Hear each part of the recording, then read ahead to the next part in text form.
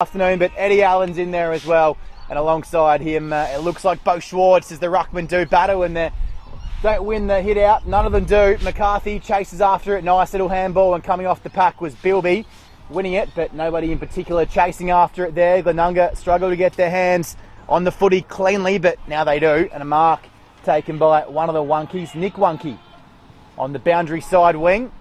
Had a chat with Nathan Grimer at the beginning of this game before we came on air. He talked about a fast start for Glenunga and winning the toss, kicking with the breeze. Really important. Handball coming from Stuart Rattray, coming out to meet it. And an early inside 50. It's going to result in a turnover. Out of bounds on the full.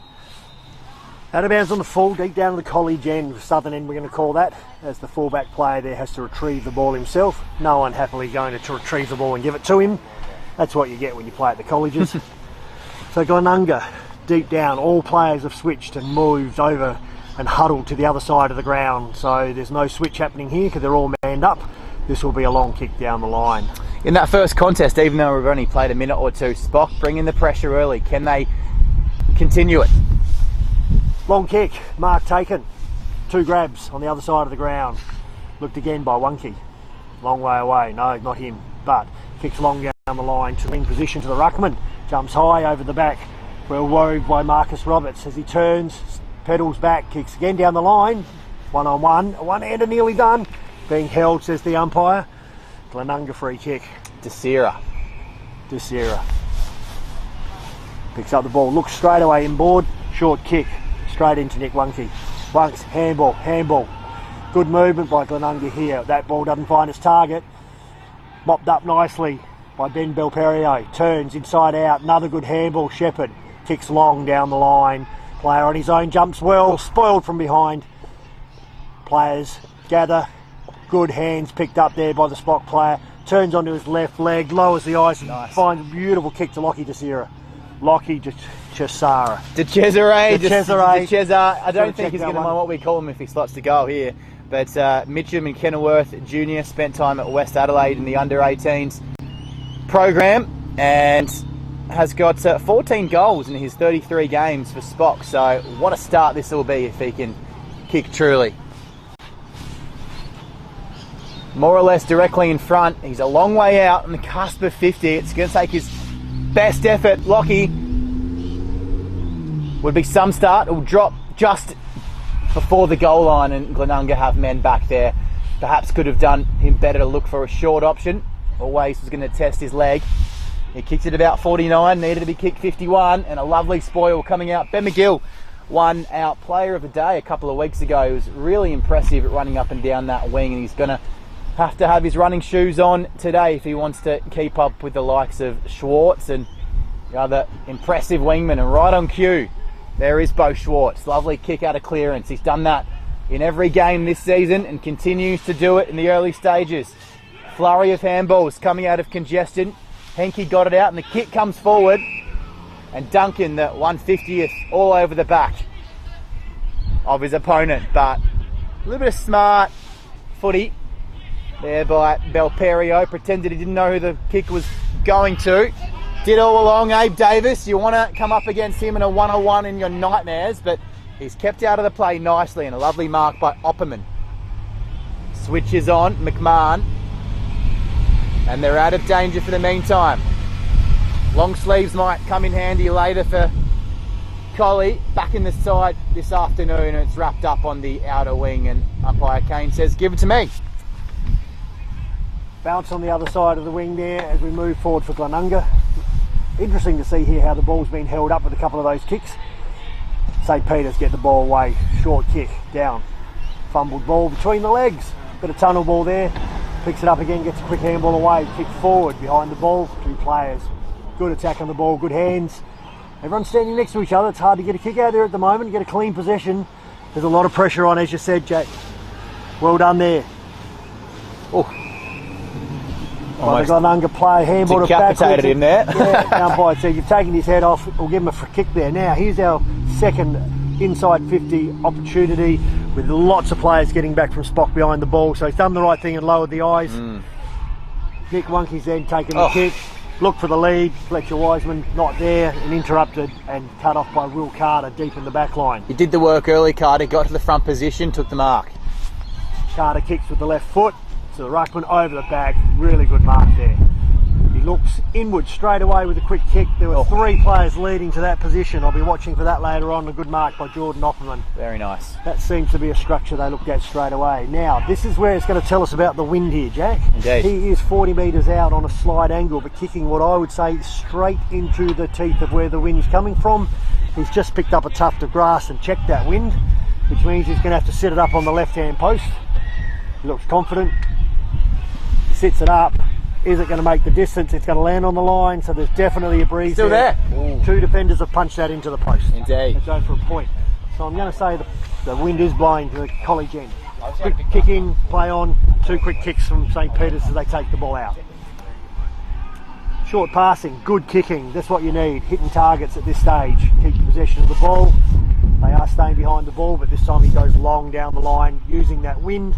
Big pack flies over the top, hands at the front, runs on. Josh Heskey. Henke gets the ball, kicks forward. Good mark by Jordan Opperman again. Now he knows this time the wind is too strong. What's he going to do? He's looking. It's about umpire. 5. All right, so we've got Fletcher Wiseman trying to get the ball and lead. Arms around him by Will Carter. Umpire off the ball has seen that he was hanging on to him and obstructing his lead as the player was looking for that lower kick. Indeed. And he paid the free kick. 25 metres out, directly in front. Really unfortunate for the defender as Wiseman just got a bit of a step on him there, and the man with the ball, Opperman, just decided to look for an internal option inside forward 50, and it's Wiseman.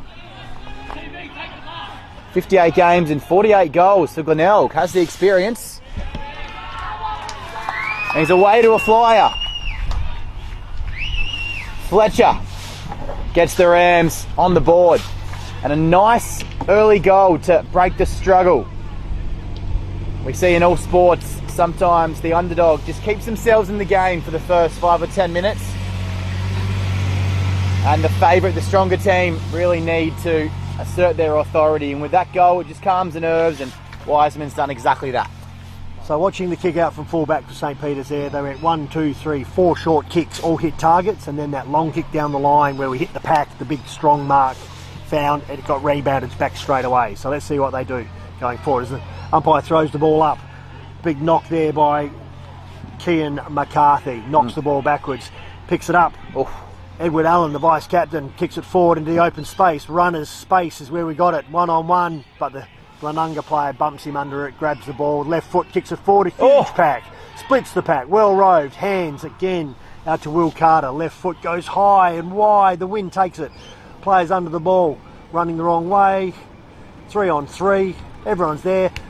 Picks up the left foot, spot player, the goal square, he jumps early, he gets both hands to it, but it's spoiled over the line for another point, St. Peter's. What about the confidence of Wiseman there on the wing about 30 seconds ago to come up the ground and attack that pack, and he broke it right open, and that time it worked in Spock's favour, but when your break pack's open, it's going to work in your favour. Sometimes the small forwards go to work and the ball breaks and the defence is caught napping, but really strong from Spock not to go back in their shells and attack the goal face, and that wasn't far away if the forward didn't jump about 2 seconds too early, and a real one-on-one battle out there on forward 50 and doing beautifully. Mark taken and brought inside to Haren. Is that experience captaining this side? It's made him a better leader and a better player, and a short kick, got there just in time. And arriving on the spot,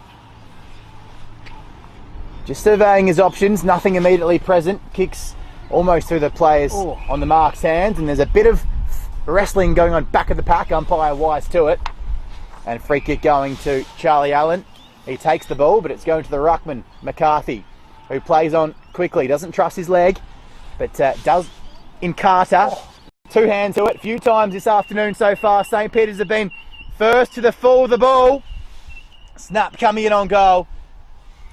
And they've gone left side of the goals, right side of the goals. Next one must be through the middle, surely. A really good roving effort there by Spock. They're in front of the pack, they're going clean with their hands, and they have had 3 shots on goals. I'm going to say 2 of them were kickable, the other one was pretty hard, but anyhow, Glenunga, it's all over the other side of the ground, which is the dead flank, which is where the wind is blowing. Kicks wide, Nick Wunke takes a good mark out there. He doesn't go back very far, and straight away kicks it inward. All Spock there, the strength of the player there, takes the mark, again looks inward, flicks out to Michael McMahon, builds him under the ball, picks it up, hands inside, beautiful little kick on the right foot on the side of the boot. Bean. Really well worked there by Thomas Bean. But the idea there was the inside, as soon as they got the ball out on the dead flank, they switched it into the middle of the ground. Yep. Michael McMahon just beautifully worked under the ball, picked it up cleanly, gave the handball to Thomas Bean running past, who, no left foot should I say, Jack, but there with the right foot, the beautiful light blue boots, did the check side, just got over the stretched head of the fullback there at Spock and got through for a goal. So with St Peter's peppering the goals down one end but only scoring points, and at 3 points we've got Rams at the moment 2 goals 1 who have jumped away.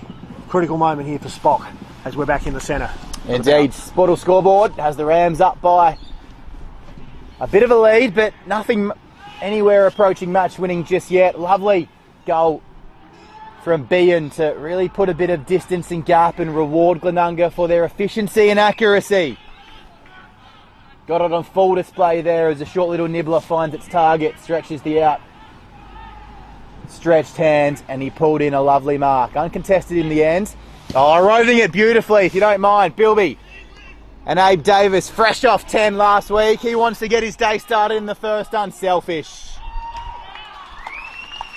Very good. Davis couldn't get his day started, but boy oh boy, the Rams have got theirs started all right. They're on to 3-1, third, 19. And Spock, well, they've had enough down their end of the field, but as I mentioned, Tim, the accuracy, the unselfishness of Abe Davis there to find a man in a better position ends up in a goal, and that's why they're second in the table. Clean hands, good hands, running well when they go forward because they know they back their players to grab the ball and be clean, and therefore you time your run, you don't go past the ball. And that player then just timed his run beautifully to get the shot from Abe Davis over the shoulder. That was really well worked. Look, back in the ruck, I'll just take this one if I can because I'm watching the 2 ruckmen battle out. In the centre at the moment it's been a bit of break even both sides, although got a throw there, did grab the one hand, and Darcy Mitchell, rucking really well here, has taken the mark. Just pinned the arm, I noticed there. Yeah, he did. Well done. Runs with him, Bo Schwartz runs past him, gets the handball, kicks towards the centre, the umpire says as he kicked that he got a fair dinkum double-handed push in the back. Just after downfield. Rolled, it goes forward, and grabbing the ball is Harry Prosser. 30 metres out, straight in front into the teeth of goal. This is exactly what Spock didn't want. They started beautifully, and I spoke pre-match exactly what Spock can kind of do is fade in and out of matches. If you fade out of a match for seconds against Glenunga, they punish you.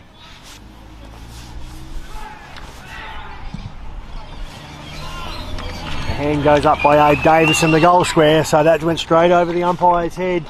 Beautiful kicking there. And a good goal there to Harry Prosser.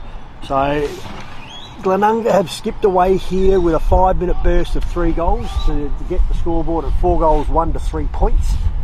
Yeah, critical time here. As I said, they are breaking even the centre. They have for the first part of the quarter, but just those little clearances there have done it.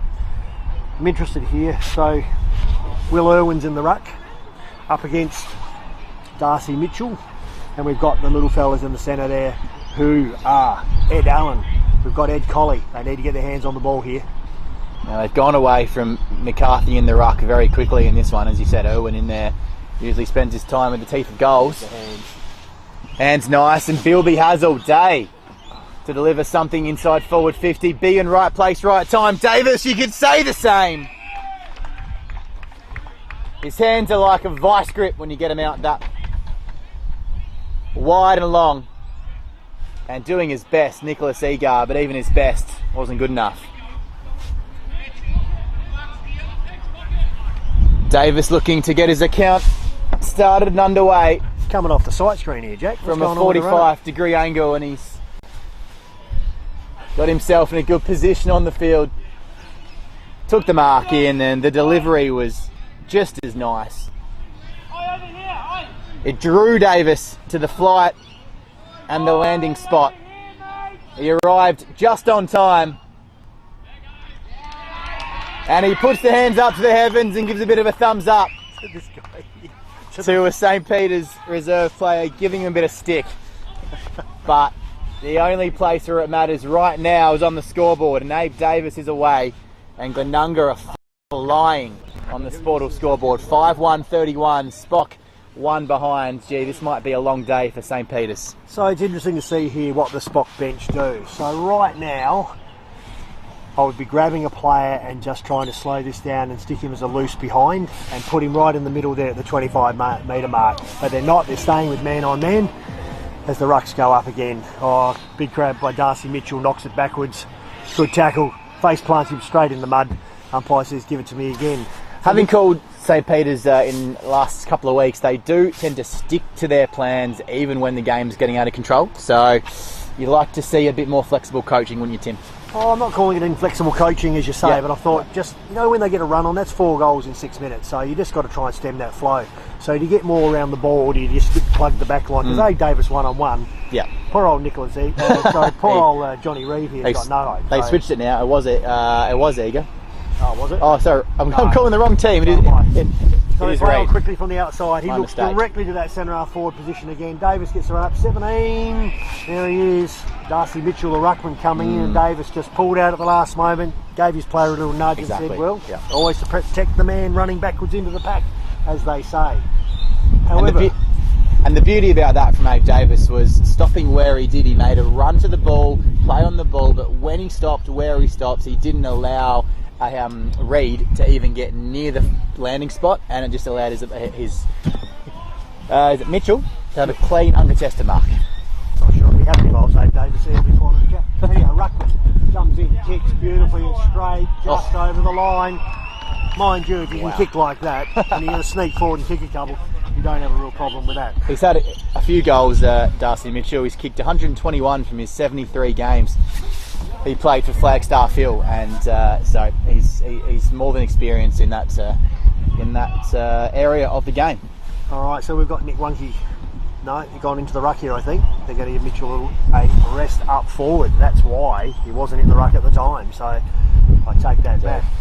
Sportal scoreboard 6-1-37, Spock 1 behind.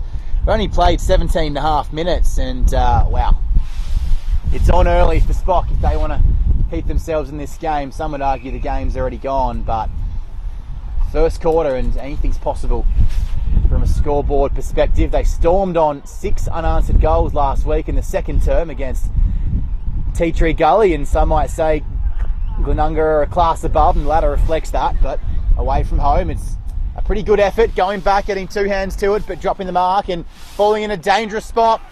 When you contest the ball and let it slip through your hands, the one place you don't want it to go is behind you in your defensive 50.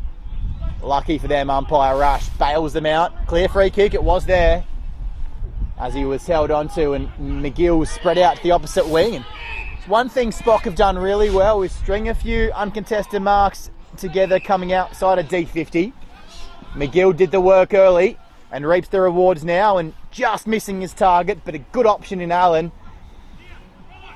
But once again, the ball spills to the floor and to the ground level, and here's Herren. He sees something he likes. He wouldn't go there if he didn't, wouldn't play on that quickly. And Tommy Behan looks for a second in the quarter. This is getting out of control. An interesting switch there by McGill. He's got the ball, he was clear, he was right on this half-back square area, and rather than look down the wing and go to space and open the game up, he went straight across the ground and turned it over, which is unfortunate, but going to result in a kick on goal. Spot on, Tim. It's something where if they were wearing a Glenunga jersey, you would back them in. You'd say, right decision, switch the ball, trust your players, but they're just an inch off, they're a step short, and the kick's just a metre off, and Glenunga are taking every opportunity, but Behan just couldn't cash in there. So 6-2, Glenunga 38, 1 behind, a 37-point margin. And Tim, McGill taking that chance Gee, St. Peter's got to play it. Look at the Glenunga players yelling at each other about conservatively. Get in your position, get in your position. So even though they're 7 goals up, they're still disciplined enough to scream at each other, say, get in your right position. The defensive accountability is what makes you a premiership threat. They say defence wins premierships.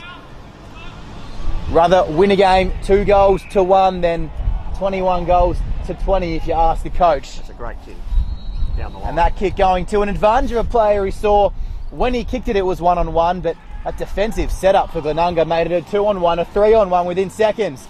But stringing the handballs together now, it should result in a goal, and it will! Great stuff. The unselfish handball chain and a brilliant kick around the body. That's what St. Peter's footy is. When it's on, that's what it is. Number 33, Brett Russell. Russell on the board, 52nd goal in his 34th game. He's had time in Victor Harbour in Flinders Park. And we saw that McGill kick go astray and it led to a being shot on goal barely minutes ago. Well, when you hit your targets and when you're on with your little handballs, that's what can happen. Well, that's exactly what happened. So McGill made it up for it, took the mark, gave the handball, the kick went down the line, hit a target, and then they played on, and the left foot's open goal square, they kicked the goal. Well played, Spock. Great to see the fight. So Russell, coming off 4 goals last week, Russell and Higgins with the lone hands, and they're looking to get them started, if not 20 minutes late this afternoon. But they're at home. It's country day here at St. Peter's, so if you're in the vicinity and you want to come on down and experience some local footy, then do so. If you're watching on Filming Footy, we'll keep that stream going and we'll bring you up to date with all the results, the live scores, I should say, of the games going on elsewhere. Live on demand, Filming Footy on YouTube. Good tackling there by Spock. Again, showing here that no matter where you are in and under, they can do it with you. If it's just the clear hands, great play there by Wonky. Inside 50, danger ball, and danger time. Good little nudge under the ball there. He turned around quickly, looked at the umpire, but he didn't see it. So great body work, and he moves it on quickly. And the St. Peter's ethos is that, and exactly that. They want to move it on and take the risks. When it doesn't work, you're staring down the barrel of a 6-1 first quarter. But when it does, we saw last week's second quarter, a 6-goal onslaught as they brought the fire and brought the heat away at Tea Tree Gully. A different story is unfolding here, and the kick and the lovely handball and an open forward 50. He could have pinned the ears back, but he went for Davis instead. And Davis did well. He competed, follow-up tackle, the forward 50 pressure. And the man of the moment, the man of the year in Glenunga colours, Tully Kennett, has his chance to cash in.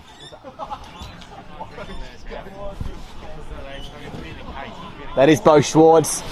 I was thinking of his name as I was saying all those beautiful things about him, then read a different name off my screen. So apologies. Schwartz with goals in most games this season, has 45 in 49, so more or less a goal a game. The Northern Territory product. Oh, we could have put St. Peter's in really hot territory there. Game is just teetering on the edge.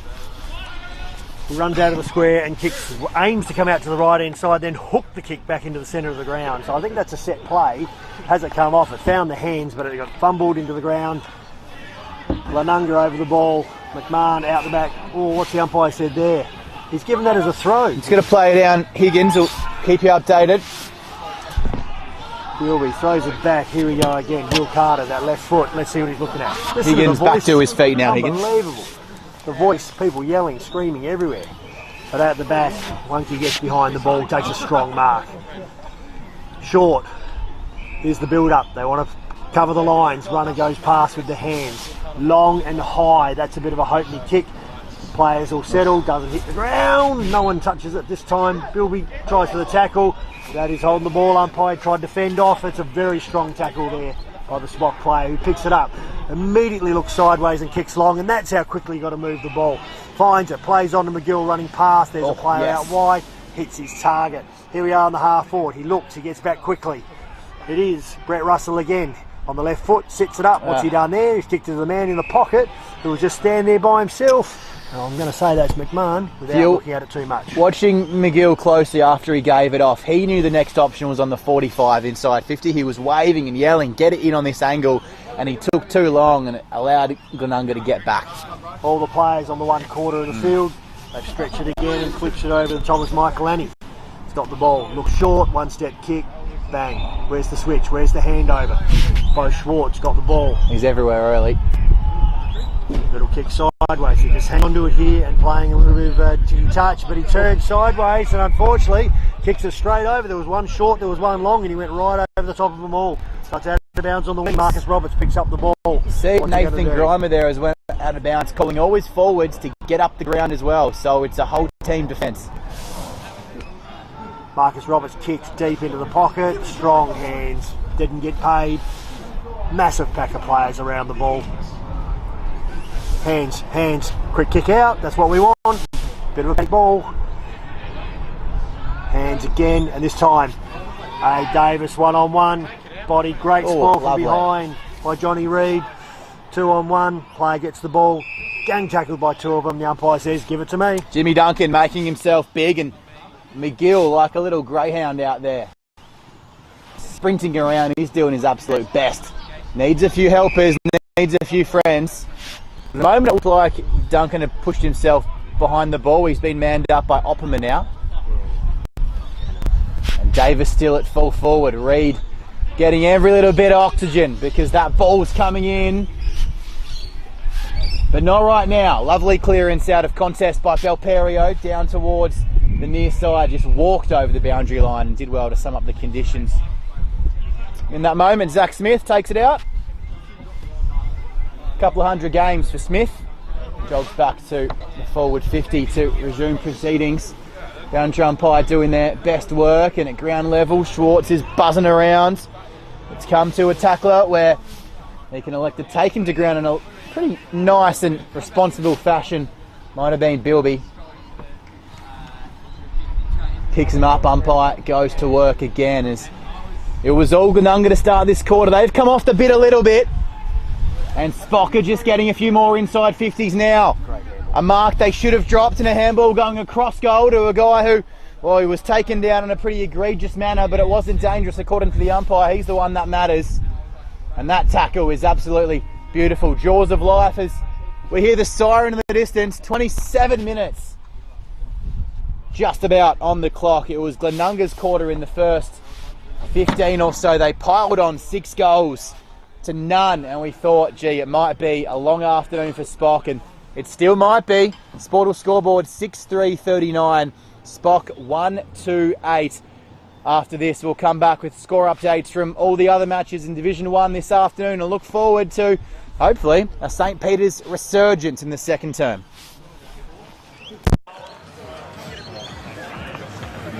Sprinkle, mate. Confused a few names.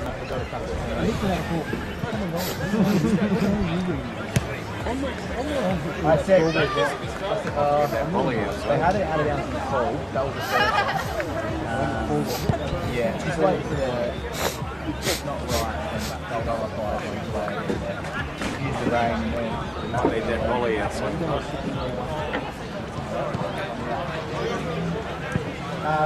Yeah, I was saying all the things about Schwartz because I was doing the Northern Territory stuff. And for some reason,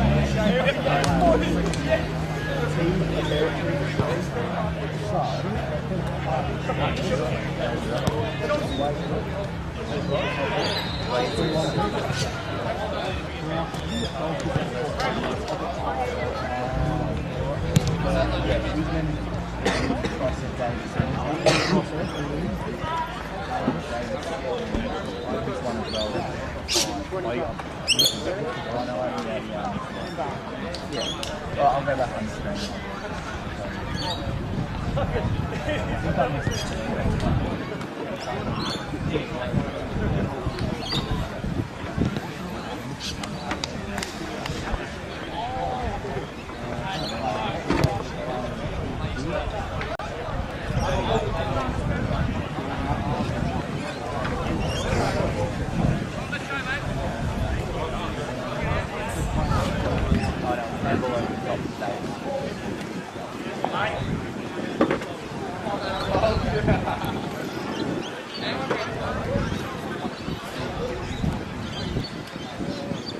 Block the camera, and I can't hold it anyway.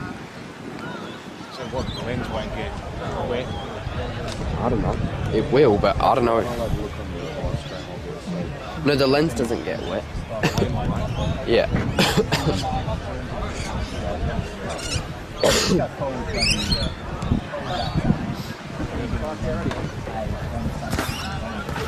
I just don't know what's going to happen to the camera if the water keeps going on.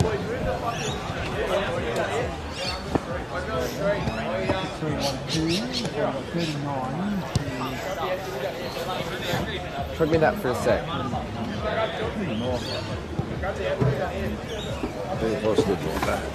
Yeah. The camera, is it? Yeah, but still.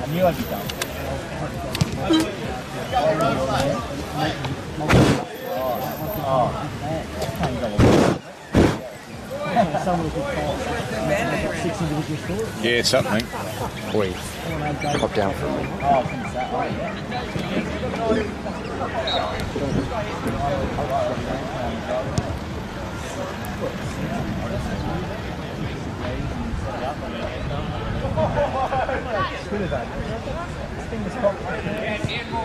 Get revved up.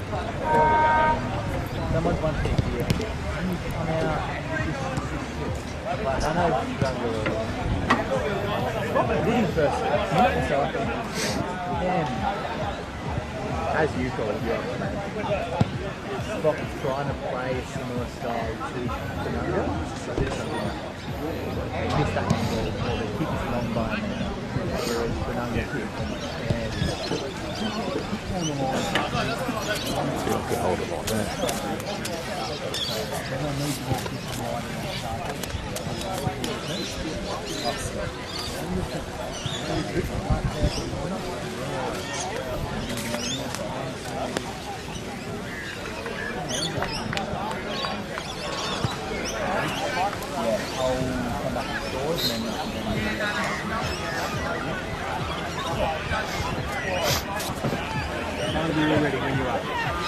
Yep. Alright, I'm plugging it in now.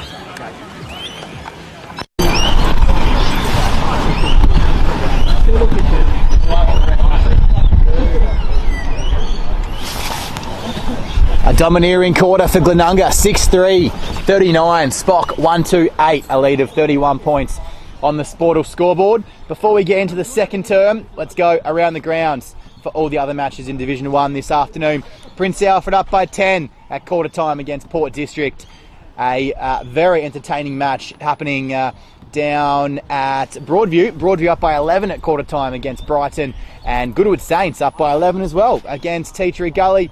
We'll bring you the other match score coming up a little bit into this second term, but to take you through the opening stages, it's Tim Pillion. Okay, ruckman jump, 1 key against McCarthy, hands down. Player running through the middle, slips in the mud, but that's the movement they were looking at for a set play. Top hands over the top, 1 key again. Back inside, good tackle, good left foot kick, playing in front. Glenunga knocks the ball forward, slippery. The rain has come, the mud is going to get slipperier, and that fast start is going to be crucial. Bilby throws it on the left leg, kicks a tumbling ball forward. Really well done there by Charlie Allen, puts his hands up, stops the ball, keeps it in front of him and clears well to the wide outskirts of this oval. Back inside, Glenunga picked the ball up, little push under the ball there. Umpire hasn't seen it, it's gone in the chest. The spot player picks the ball up, switch straight away. That looks like, what did I say, Will Carter again on the left foot, switches the other side, straight in front of the little grandstand now as they crab the ball out of the back lines. And really well run there by Bo Swartz to make that extra effort to get his fist in there to spoil the ball as they were bringing it around the outside. Again, locked into Glenunga's forward 50. And they're going to do well to bring it out here without conceding a goal. The next time we see it down this end of the field, it might be after a centre bounce. But St. Peter's have done well to steady, conceding 6 goals in a row and running it out with a bit of flow and hustle out of defensive 50 and doing well.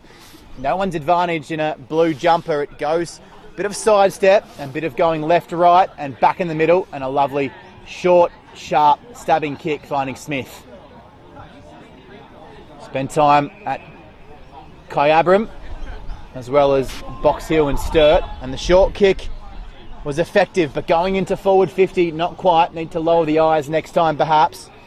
Falling nicely, but the umpire's whistle was gone and that forward 50 entrance won't count. It'll instead be a chance for Spock to breathe. Holding at the back of the pack. And the one doing the holding, usually, Charlie Allen, racked up 17 tackles in a game earlier this season against Sacred Heart. Gets the free kick on this occasion. Clear spoil coming over the back. Didn't quite get the purchase he wanted, but the ball's gone out of bounds, so the result is the same. It's 1-on-1 ahead of the Footy.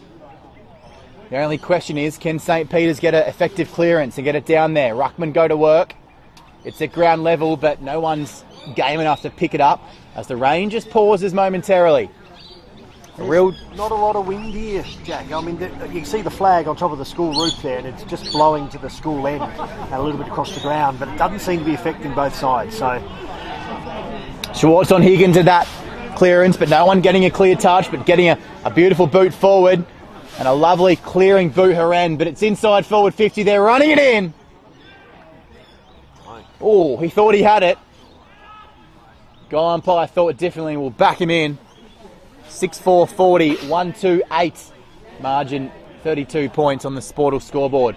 It's Jack Moore and Tim Pillingham on Saturday afternoon, Adelaide Footy League Division 1 footy. St. Peter's look to trust in their game plan, get it in quickly and try to break Glenunga over the back. It hasn't really worked yet. great hands, great mark there by the boy in the pocket. Kicks the left foot forward down the half-back flank, big pack, jumps. There's so many people around that ball. Hands out, good play by Glenunga. Kicks straight into the forward line. Abe Davis bodies him out of the way with his big body as he pushes him sideways. Tumbles for the ball on the ground. He's got three players sitting on top of him. The crowd are screaming it's holding the ball, but they don't. It sneaks out. Let that go beautifully. Got numbers. Three players, Spock running out of the ball really well behind the ball. Lowers the eyes, hits a target. Settles, went to look sideways, stopped, looked again short, goes the other way. We're deep, we're stuck. We're down on the wing now to a player that's loose, doesn't get over there, sticks his mid up, the Glenunga player. McGill was, he'd run so hard, McGill to be the option, but the kick just fell a couple of metres over his head. Not a tall man.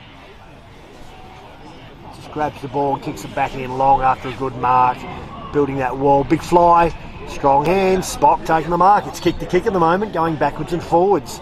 Very hard to get through the wall from both teams have set up behind it. They're going to go long again. No, lowers the eyes, kicks a bit lower to a lead. Very good kick. Better.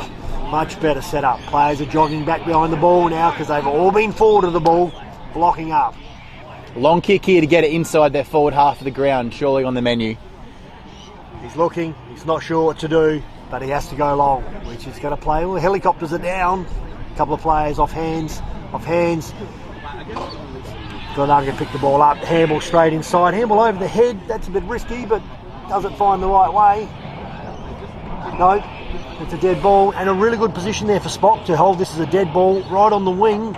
Ball's in the balance now, either way it can go. You've got to know who the kick is targeting. If you all go for the same ball, then you leave Glenunga with numbers back of the play, and they can so easily, and as they've done on so many occasions so far, this game is young, swept it from the back of a pack on the back 50 all the way to goal. They've kicked 6 for the afternoon, but missed a few they should have taken as well. Quick observation, look at the way they've set up behind the pack here. Smith, he's been a loose man in the last 3 dead ball situations and packs. He's always that block and that there he that is, wall. Picking it up. And Tim, you'd say from a team management coaching perspective, Spock on the ground should identify that and pick him up, or stick to how they've been coached? At the moment they're trying to win the ball, which is like what I see. But again, he's not there this time, so they've gone to him man on man. So it's just one of those observations where a Spock player was trying to win the ball and he thought I'd go defensive more than anything. Really Handball smart. Inside, over to Hugh Desira. Kicks the ball towards the boundary line. Spock playing in front, quick hands over the back. McGill kicks high, long, down the line. Player jump sets himself. Got both hands to it there, did Sam Smith, who's that man behind the ball we talked about. Spock player smashed his arms. Umpire said, nope, that's taken the arms. We'll call that one chopping the arms. Ben McGill gets back. Gets his foil in. Went for the second grab. Got tapped out of bounds, and it's out of bounds on the other side of the oval. He's been real good for his size, McGill. He's running everywhere, and you see off the back of this pack, they do have that spare man, and Spock caught in 2 minds. It's De Cesare. It was Lillicrap, and that stoppage was a bit higher, more towards their forward 50. Do I go to him? Do I don't? when the ball up happens, do I drop off him? And it's just that indecisiveness. That's all you need to be caught unawares against this firing Glenunga offence on all 8 cylinders in that first quarter. Quick kick coming around the pack and going inside 50 from Schwartz. Really making his mark, and the ball just flirting with that boundary line, but no one having a greater enjoyment of the day. Comes in, it's held up just around from their goal. 50 out on a tight angle. Glenunga pushing for that 7th goal. Margin 32. Sportal scoreboard 6-4 Footy 1-2-8. The game in a bit of a stagnant mode at the moment. Neither team willing to commit too many numbers around the stoppage to get a clearance, because if they do, it's going to come right back over their heads. So the observation is that it's not a loose man in defence, it's actually Spock only playing 5 forwards. So he is the 6th defender, and that's why he's there. So I'm actually trying to find where the Spock player is. I'm going to guess he's on the ball. He's trying to clamp up and clag the play up as much as he can and get their hands on the ball first, which makes sense, but they don't have a loose man sitting behind the play in the forward line at this stage. They've all got a man each. It's robbing Peter to pay Paul, isn't it? Because when you're down by so much on the scoreboard, you can stagnate it and you can lock it up around stoppage, but you somehow need to make up 5 goals. They do, but maybe it's just quarter they're kicking against the wind, whereas a quick kick comes out from the Glenunga team to the forward line. Davis gets one hand up, didn't quite have control of it.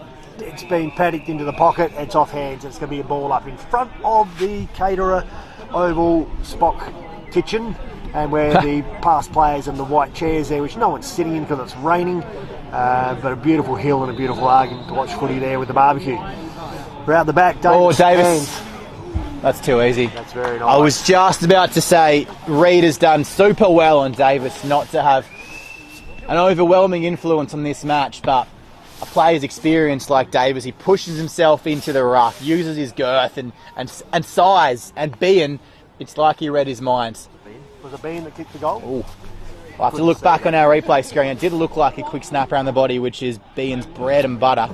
I'll take you to our buddy bet that we started at the beginning of the game. Please do. Where you've gone with the 2-goal margin at each quarter because they need to be tight. Well, you've blown that because it was 6 goals to 1 at quarter time. And I've gone with the one player who will kick 5 goals. And at this stage, Glenunga's 6 goals in the first quarter with 6 individual goal kickers. And Bean's got his second now, so he might be helping you out. That's what we're barracking for. But isn't it just the experience of the on-ball and knowing exactly what was going to happen? We hadn't seen Abe Davis really take many ruck contests, but he knew on that occasion he was going to do it. A bit of a wink, bit of a nod, bit of a tap, and he knew where he was going to be, and Bean just arriving right on time and just picking up that crumb and snapping truly, and Spock were left to, well, their necks were sore. Like they'd done it before. Their necks were sore. I didn't know. They didn't know what was happening, but Bean did, and Davis did, and 7-4 46, 1-2-8, margin blowing out, 38 points. Sportal scoreboard, half-back flank. It's going inside 50 again. Bilby has it. Long kick looking in the Abe Davis direction. He stayed at home. Boundary throw in. As the ball is right down the other end of the oval, deep into that pocket where I think we're going to see a bit of play. And as you can tell, there's no one in the front half here for Spock. They're all down the back there. The interesting thing about having all the players around the ball is when you do win it and kick it out, you're just going to find that wall. So, anyhow, ball thrown in, big pack of players. Are they going to do the same thing again? Davis looks to hold it in.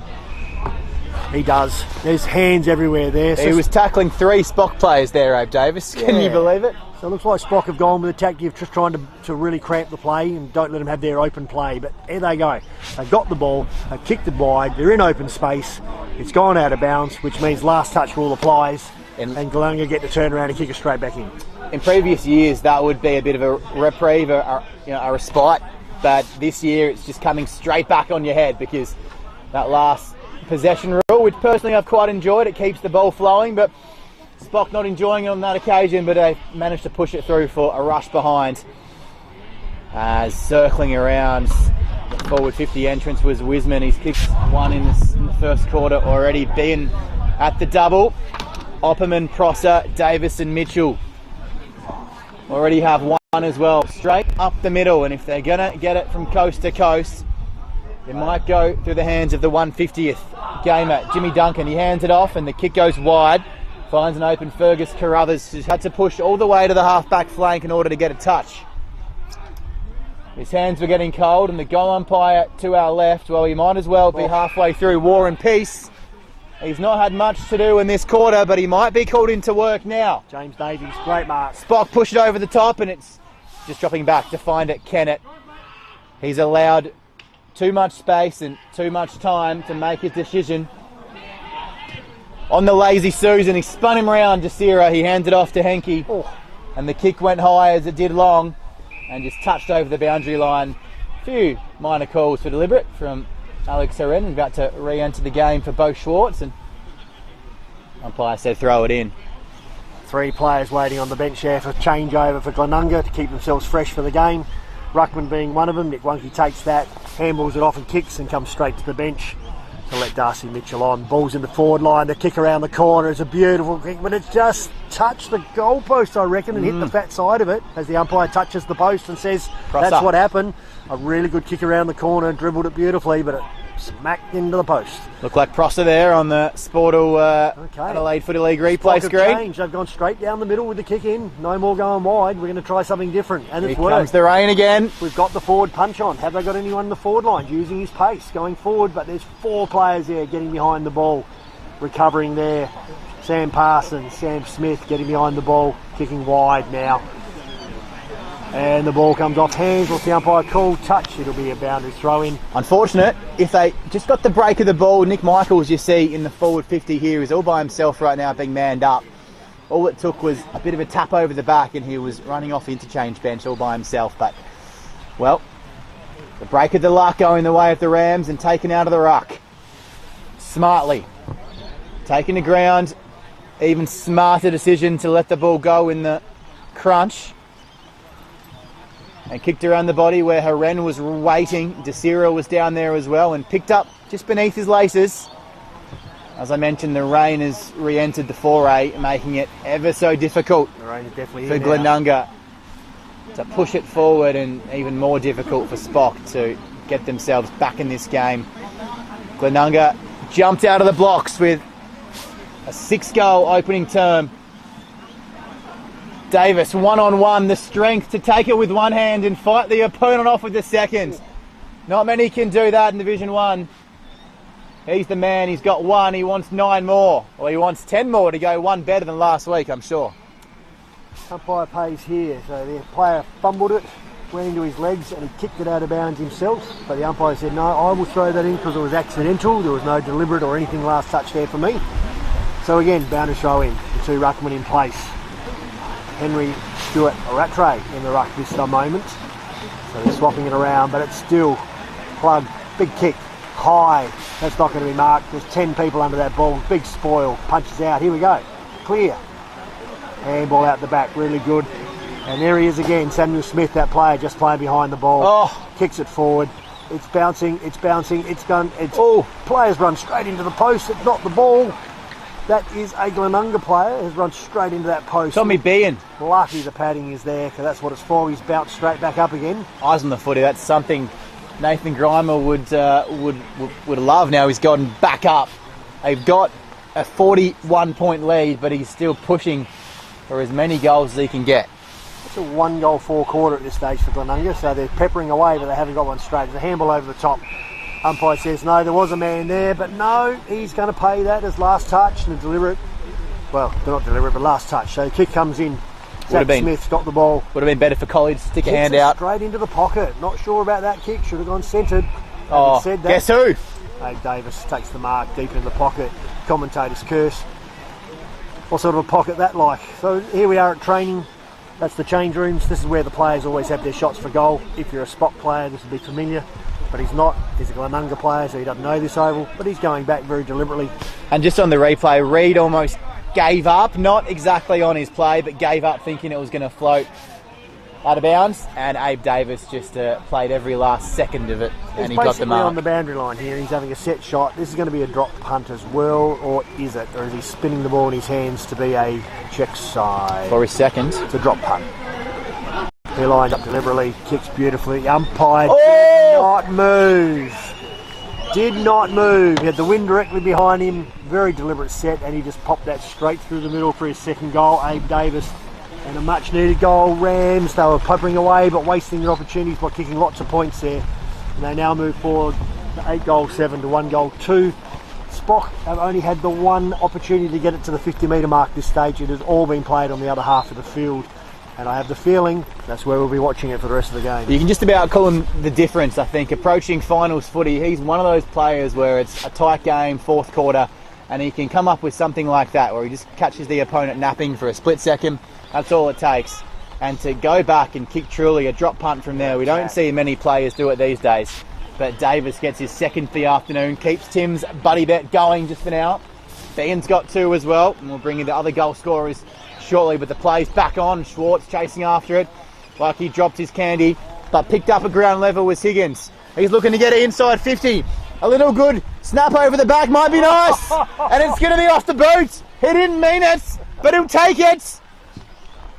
Brett Russell. It's the Brett Russell show for Spock. Try saying that 10 times fast. I bet you can't, and I should say Spock. He's accidentally tapped the ball down on the ground. Russell's got 2. If you can go back and watch that on the Sport or replay, that might be a bit of a laugh and a half, because there's not much else to get excited about for St. Peter's this afternoon. But, well, could that spark a comeback? As it is, 41 points is the gap on the Sportal scoreboard. 18 minutes gone, second quarter. Keeps my buddy bet alive with the multiple goal kicker. If he kicks all 5 for Spock, I'll be happy.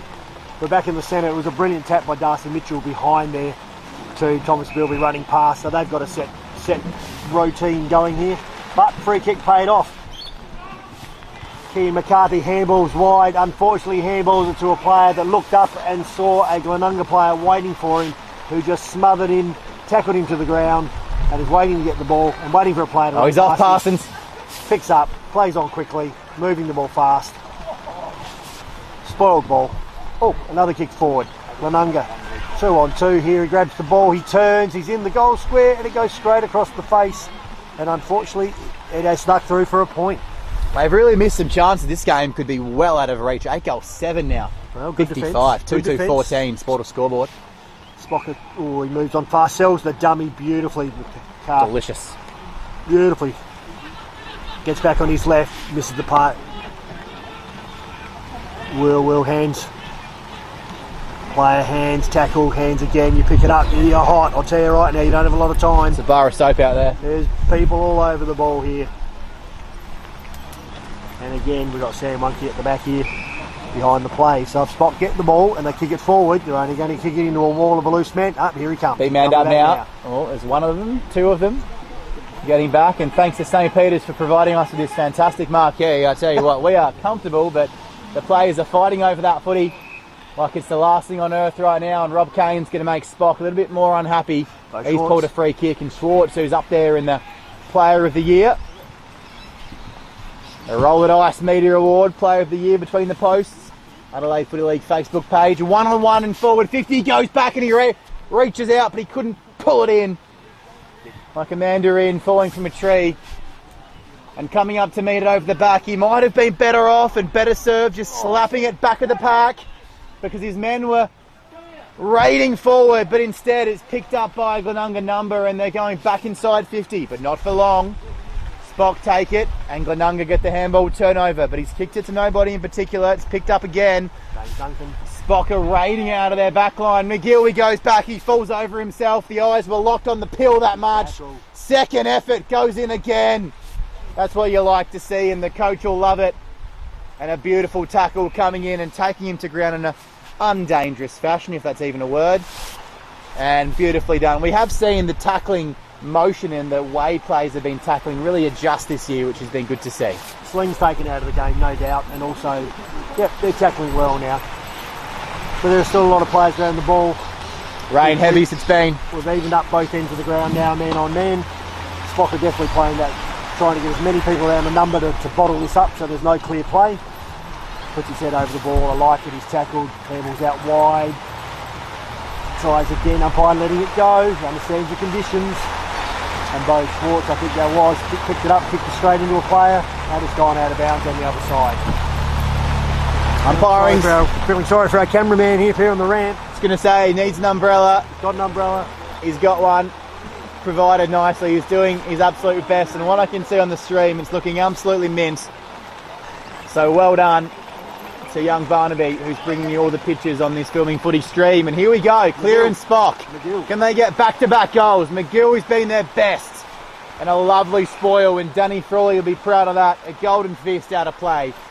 I think you'll find it was McMahon, possibly Eager, or maybe even Wonky.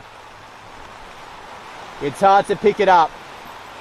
We're in the forward pocket, the Spock end of the ground near the hockey courts here at St. Peter's. So if you know where that is, the other side of the ground can be a little bit far away.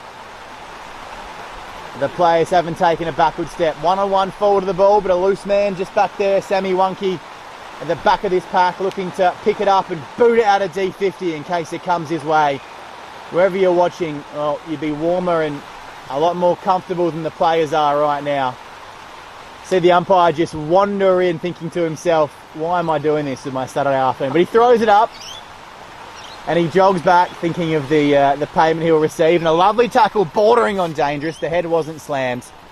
Now, when an As umpire the throws rain the ball up 5 just times in a row, alleviates. when an umpire throws the ball up 5 times in a row, does he pay a free kick?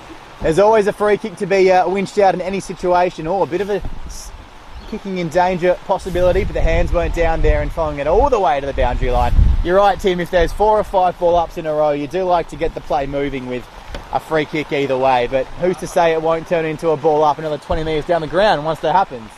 5 or 6 chances. Haren's been good. Short kick, it's all going the way of Glenunga this afternoon. The breaks are favouring them. Play in front, that's how you get the breaks. Takes the And mark. playing in front he does, but he's pushed and the body work was nice. Umpire said play on. Maybe a free kick on a dry day, but benefit of the doubt going the way. Is he still on the same over, or is he over on the other side playing on the other oval? That is so far away. It could be. The goalposts are a long way away. They're blurring in my eyes, but it's been held up in the middle of the ground for big parts of this quarter. And we're looking at the scoreboard, and it was a 31-point gap at quarter time. It's only a 42-point gap as we approach half time. 23 and a half played, 24 now on the Sportal scoreboard. So St. Peter's have done well just to stop the bleeding in the second term and taken down, hanging off him, nicely done, Higgins. He's been a fantastic contributor over the past few weeks. And a string of handballs now. Just get it on the boot, son. Get it forward, Collie. He tried to do it, Dusty Martin, and it's absolutely pissing down. Goodness gracious, what are you thinking, young man? And apologies for my language. But it is, the rain is coming down, and I'm not sure what he was thinking, putting a don't argue out. 3 times. Just get it on the boots. 3 times he did the don't argue. Anyhow, the ball's down there. Look at the amount of players around the ball. Glenunga should be trying to open up the play. St. Peter's should be trying to block it up like this. So at the moment, St. Peter's have had the better of the quarter with 2 goals, only to Glenunga. Anyhow, ball up again. Umpire all around, picked up. Get it out in the open. Over the top, McMahon gets the ball, kicks it forward. 1-on-1 in the goal square. Who's roving that? Spot player knocks it forward towards the goals. Another spot player tries to keep it in. Another handball, still there. Another handball. Kick Oh, it. he threw it out. Threw it as a throw by Davis there. And St. Peter's will relieve. There's only one thing to do here, and that is kick long and wide. If there's one player that might just get away with a don't argue in these conditions, it would be Abe Davis, but not on that, Very good mark. not on that occasion. Jumped up over the pack there and took it on his chest. Very, very good mark. I'm going to say that's Denville Perrier, but it's a long way away, so let's wait and see. We're all sitting here in the pack. He's got no one to kick to, but long and long. Let's see who's going to put their hands up on this one. The big ruckman, Nick Wonky, does so. Oh. Hands out the back. Over to Tully. Sidestep from on the Smith. run, beautifully. Good follow-up tackle again. With pressure on the ball. Playing in front. Hands again. He's got the small, but he decides to go long. Back into the centre. Big smash. Hands. Oh, as he learned from last time. He Over almost the back. has. Hands. Thomas Michaelani runs over the ball. Good handball there. Henry Stewart, Rattray. Good tackle. Handball out again. Umpire letting it go. Siren. And the siren goes as we finish the second quarter. Gee, a frustrating quarter for St. Peter's. They got themselves, well, I'm not going to say back in the game, but a respectable margin at half-time if they can use the conditions to their favour in the third quarter. The rain came and went, and players bit off a bit more than they could chew at certain times. But the class has been the difference. Abe Davis with 1 goal, and Tommy Behan brought his tally to 2. Wiseman has the other. Opperman, Prosser, Davis and Mitchell with goals in the first quarter.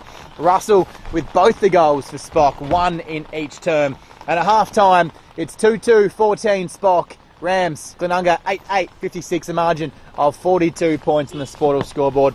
We'll come back after this with scores from around the grounds and the second half. Don't go anywhere.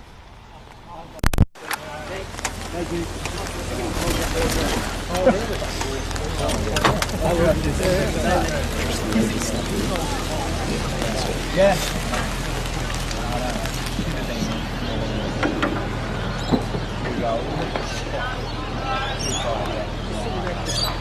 Nah, it's a bit windy.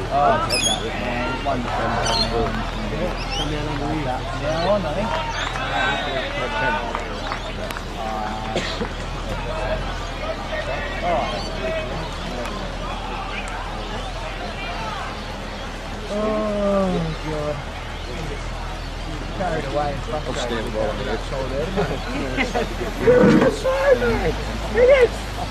It's cold as I did when they go. I feel like Brian Carroll on the radio. Kicked it from 50. Yeah, might not be 100 point right. It's warm. Yeah, he's got a jump on it. Got gloves. No, he can't operate with it. So he's gloves on here. Oh dear. Team, isn't it? Yeah. This is both Brentons under Potsy, isn't it? Hello. Yes. You're back to the fourth quarter, Brenton, Tim, or what? Botros. Oh, I'm just hanging around with Brett Cannon. Yeah. I just started on the scoreboard up there. Nearly 50.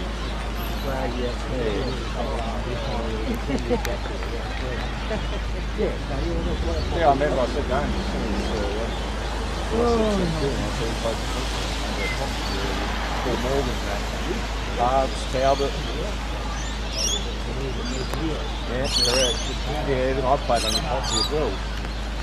When I was a kid, it came back close to us again later on. Yeah, but When he left the area first, he went to Box, yeah. Yeah. Okay. We went to South or something for a while, didn't we? Reserve, South. Yeah, a little weird.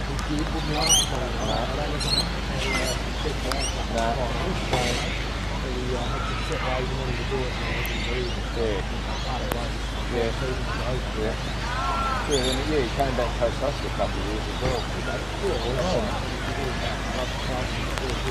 Yeah.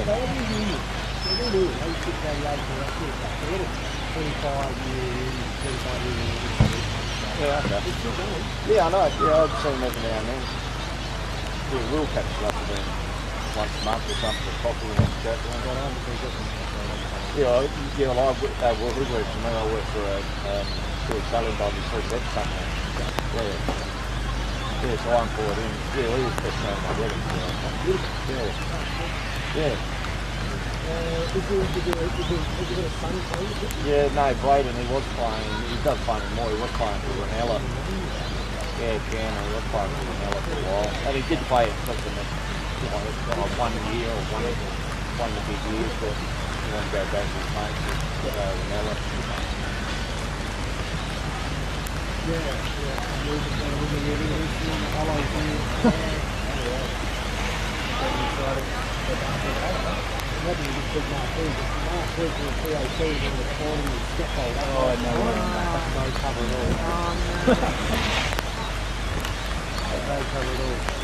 You're a large bay, going under the wall. Port District's got a pretty good setup there. They've got the stuff over there. Yeah.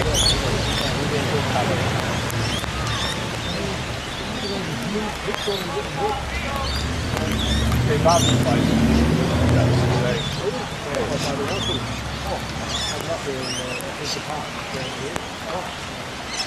Yeah, it's very good. Since present, top Stradbroke Avenue. Yeah. Oh, yeah. Yeah. Yeah. Yeah. Oh. That's been wild.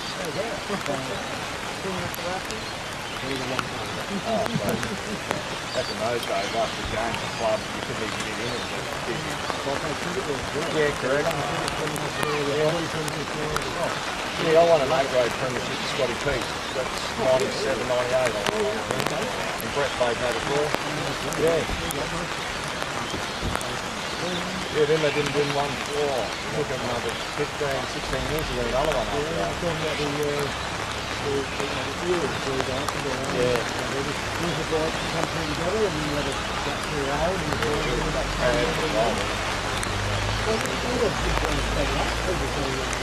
Yeah, Junior's still like 8 couple. Yeah, we've got a lot still to say goodbye, maybe.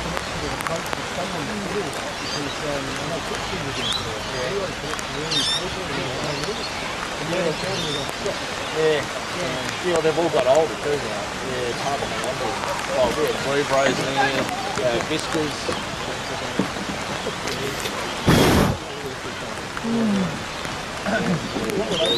Hot hockey. Bloody hell. Did you find hockey in the woods? Yeah. Good boy, can. Good boy. Imagine that hockey, yeah. Imagine that hockey ball hitting your ankle instead of Oh, okay, I just, yeah, said that.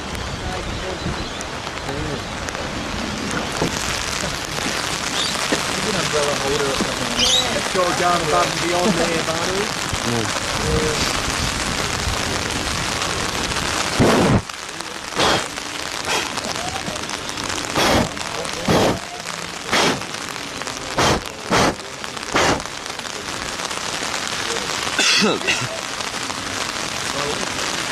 We're at the most one-sided game. Open up all the bases and you can't the ground for about 4.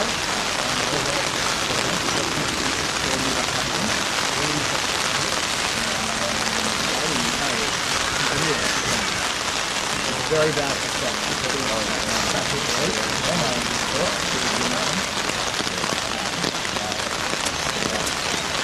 That's going to be funny. Yeah, that's pretty good.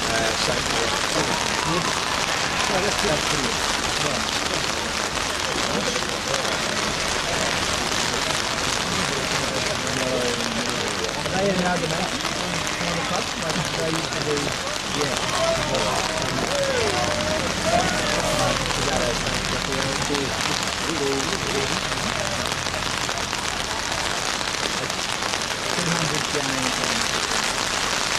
Saturday we play our first two mental health workshops down there. Oh, Caterer again.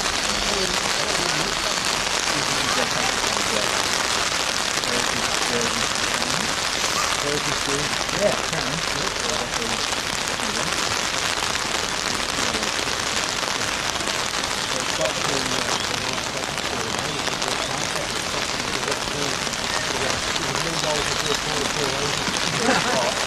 Get one of those things.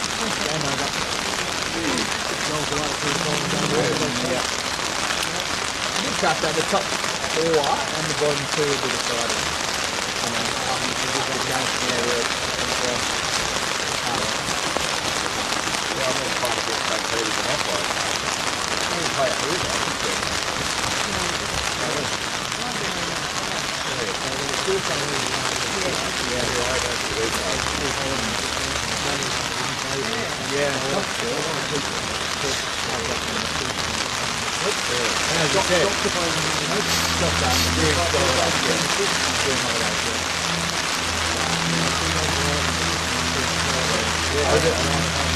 Middle school, the following this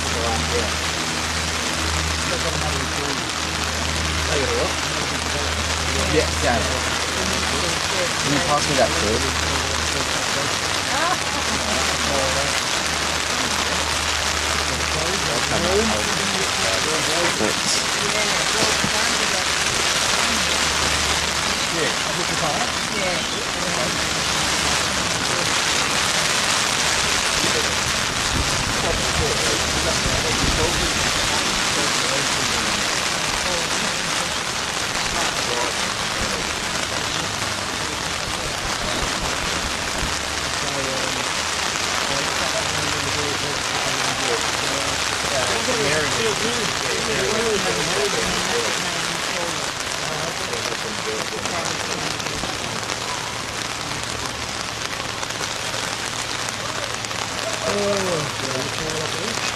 Yeah, I think It's only get better, isn't it?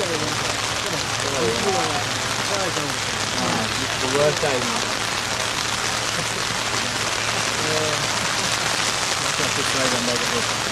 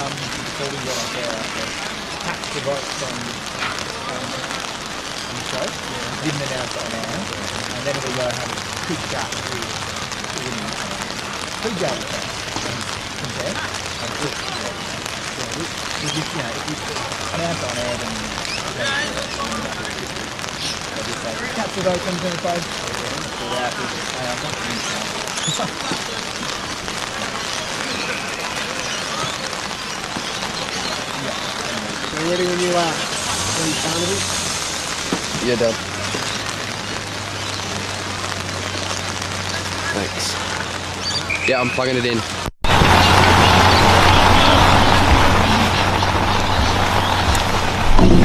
The weather has definitely settled in and it's here to stay, and the third quarter is moments away. On the Sportal scoreboard, Glenunga 8-56, hold a lead of 42 points. Spock 2-2-14. We're here on Filming Footy thanks to Sports Interactive, the Adelaide Footy League Facebook page, Buddy Bet. Yours is still on, Tim, I think.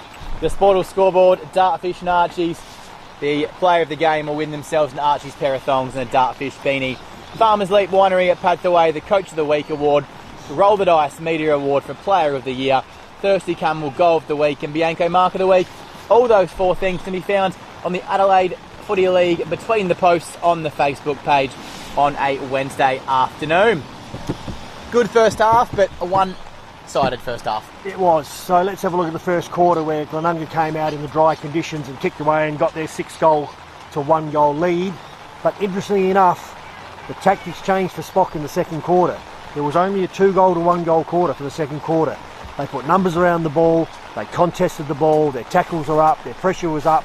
So it's interesting to see what will Nathan Grimer and Glenunga do this quarter to open the game up and get the game going. And one of the first things I see is Abe Davis in the centre of the ground. So goal kickers in that first half. Behan's got 2, Abe Davis has 2, Wisman, Opperman, Prosser and Mitchell 1, and Russell The sole goal kicker for Spock. Is there any way back in this second half? Davis being held, but umpire allows it because he got to the play with the ball first and lays a brilliant tackle. He's right in the action and knows where the footy is. Schwartz follows him in. Umpire Kane's donning the hat in this second half. Not sure that's going to protect you, Robert, but there's a sole magpie here at the forward 50, but bit of a nice kick coming out of defensive 50 for Spock once again as Glenunga won a clearance. McGill, he ran into traffic, did the player in O'Leary, but the tackle goes without a whistle. You saw a clear free kick there, Tim. Slam tackle by umpire, missed it. He had 100 players in front of him, so he didn't see it, which is unfortunate. The player got up and remonstrated with his opposition player. Lucky it didn't escalate into something further. So it's back in dispute now, and they lock in on a tackling, and well, they've picked up where they've left off, and we're just looking on the Sport or replay screen as well. It did look like a bit of a free kick. The head not hitting the ground, so one thing the umpire has to get himself out of jail. Davis takes it. He's taken to ground strongly, and his head looked to hit the ground, but the umpire's played holding the ball, so the game goes on. Off the back flank, Collie on the near side wing. Looks for something he likes, but couldn't quite get it down the throat of Russell, and the ball out of bounds, but umpire pays a free kick and a few free kicks in a row, and they want to go on with it at ground level. So Spock have definitely come out here a bit fired up here. So there's been a few tackles and a few remonstrations going straight away. So they probably know the halftime score of the Gouldy Saints, Teeter Gully score. So they know this is now or never. So out they come, and I'm good to see a bit of fire. And bring you up to date now with those scores. Gouldy Saints up by 21 against Teeter Gully. They're looking to push themselves away from the bottom two. If Spock lose this one, there could be a 4 premiership point gap between those two sides after games conclude today. So Spock know it's now or never, but overcoming a 40-point gap in these conditions is near on impossible, but nothing is until that final siren blows, and Spock have come out of the blocks looking to overcome, at least string a few goals together. Belperi out of the clearance, but it's turned over, and Glenunga look to push it down the outer side. Okay. Long high, not so handsome, and turned over. Strong mark. They've been clearly instructed to move it on. 3 or 4 Spock players' hands are out, saying get it inside forward 50. Don't muck around with it. Big spoil. Contested mark in these conditions. Really tough to take. Ball at ground level, and they're fighting over it once again. Glenunga come out of defensive 50 with a string of handballs, and the player's going down for Spock. We'll keep an eye on that. Outer wing, and Glenunga going to push it inside there. Forward half of the ground. Out on the outer wing, Glenunga kicks long. Downwards going to go over the back. The players are running behind, but it's punched forward. Spot player grabs it, well tackled, taken the ground. Umpire saying play on, get it out in the open. That's the way to do it. Circle it off the ground, just kick it forward. Don't kick it up, kick it forward. Players look, Glenunga player walks underneath it, takes the mark with his back to it. So, very hard to move the ball here. It's going to be all about moving it forward any way you can. Punch, kick, soccer, you name it. One step kick there, just lobs it up down the line. Player again, keeps it forward, not going over the back of the pack. Spot players are all behind there, getting ready for that. Claim for last touch, but no, it was out of bounds. Ball being played a lot on that outer side, Tim. It's all on the outer side. Has been all day. The rain is pushing it over there, the wind is pushing it over there, but let's see how we go. Other games in Div 1, just quickly. Broadview by 5 points over Brighton at half time. And we see the other result happening is Port District's down by 5 points. Prince Alfred have pushed their nose in front at half time by 5 points. So real close matches. All those games, of course, live on Filming Footy YouTube as we speak. So some close encounters, and this one could become one if St. Peter's can pull a couple of goals back. Their second goal was from a lucky source over the back, hit the boot of Brett Russell. Umpire put the whistle to the mouth slightly, but the umpire out of zone and Cena holding on as the players went to ground. It might be reversed. But umpire Rash is cool and calm in these situations. Goes in, sorts them out, talks to the players, calms them down. And the original free kick stands. He did see the high free kick, put the whistle to the mouth and then put it away. And the guy down the other end, umpire down the other off zone, did pay the free kick. Caterer spoils all the good work he did by winning the free kick, puts the heads down. Pick it up, young man. He tried to get the ball on quickly, but he kicked right into his opponent. and it's going to be locked inside forward 50 now. Boundary throw in. Another couple of quick goals to start this quarter, and Glenunga will be out of sight. It'll be a battle of upping that percentage. Good tackle. He knocked the ball out of his hands. Didn't quite tackle him. Strong handball coming in from Smith. One of Glenunga's finest. Slight nudge in the back. Umpire sees nothing in it. Going to ground over the footy, but intercepted and taken out of his hands. Allen was there. Haren wanted it. Nice little handball to Davis. He's been in a complimentary mood this afternoon. That's a great centering kick. Rather than firing away and kicking a check side, he just looked up, centred the ball back into the middle of the field, found Michael McMahon, who is 30 metres out straight in front. Wind has dropped a little bit, but tricky conditions still. A noted goal scorer and one of great ilk. McMahon, he spent time at North Adelaide and the Adelaide Footy Club in the SANFL ranks. 260 goals to his name in only 104 games, and you would have put him down in your book, but umpire forced to make a bit of a shuffle across to his right side. The Sportal scoreboard ticks over in the wrong column for the Rams. 10-9-69, a lead of 45 points. Spock 2-2-14. Last time these two teams met, Michael McMahon kicked 6 goals. So, yes, on the scoreboard he is. Listen to the voices. Look at them pointing and yelling everywhere. What's going on here? I think you'll find those voices, there are a lot from Glenunga players too. They want to get across and work defensively. They want to keep this lead intact. Down the middle, Charlie. This is takes it. The mark through handballs over to Ed Colley, running through the mud in the middle of the ground. We've got a one-on-one position, but the Glenunga player playing in front there. Sam Wunke behind the ball, takes it on his chest and relieves, kicks it wide. Ben McGill gets the ball under, takes the mark, looks. The players are still running and streaming down from Glenunga to clog up that forward line. Kicks to the pocket. 2-on-1. Here he comes, Ed Colley, looks, gets tackled pretty high. 2 players now on he's one. Gone. Umpire says holding the ball. He had no chance of getting out of that and got slammed into the ground, and he's hurt. You bounce out of one tackle and you don't give it immediately. The umpire's going to ping you for that second call. The home fans wanted a high free kick. He more or less ducked his head down, and Davis, nicely done. Worked the hips, worked the shoulders, kept the hands free, and they're off again, Glenunga. It's their one wood share in the footy. But it hasn't been their one wood putting a massive space between themselves and Spock. And just offline once again, last possession rule.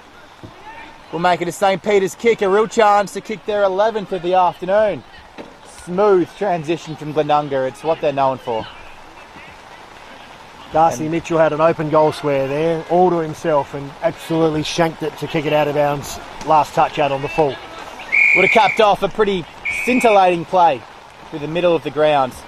Bean was involved, and the best player in that chain was Thomas Bilby. Took the mark and got it on quickly. Davis. Handball game's been great. Davis like a swan through water. And he found his target. Did he know Bean was there? I'm not too sure. But he was in the right place at the right time. And he plays on quickly. He knows someone's going to be there for his kick.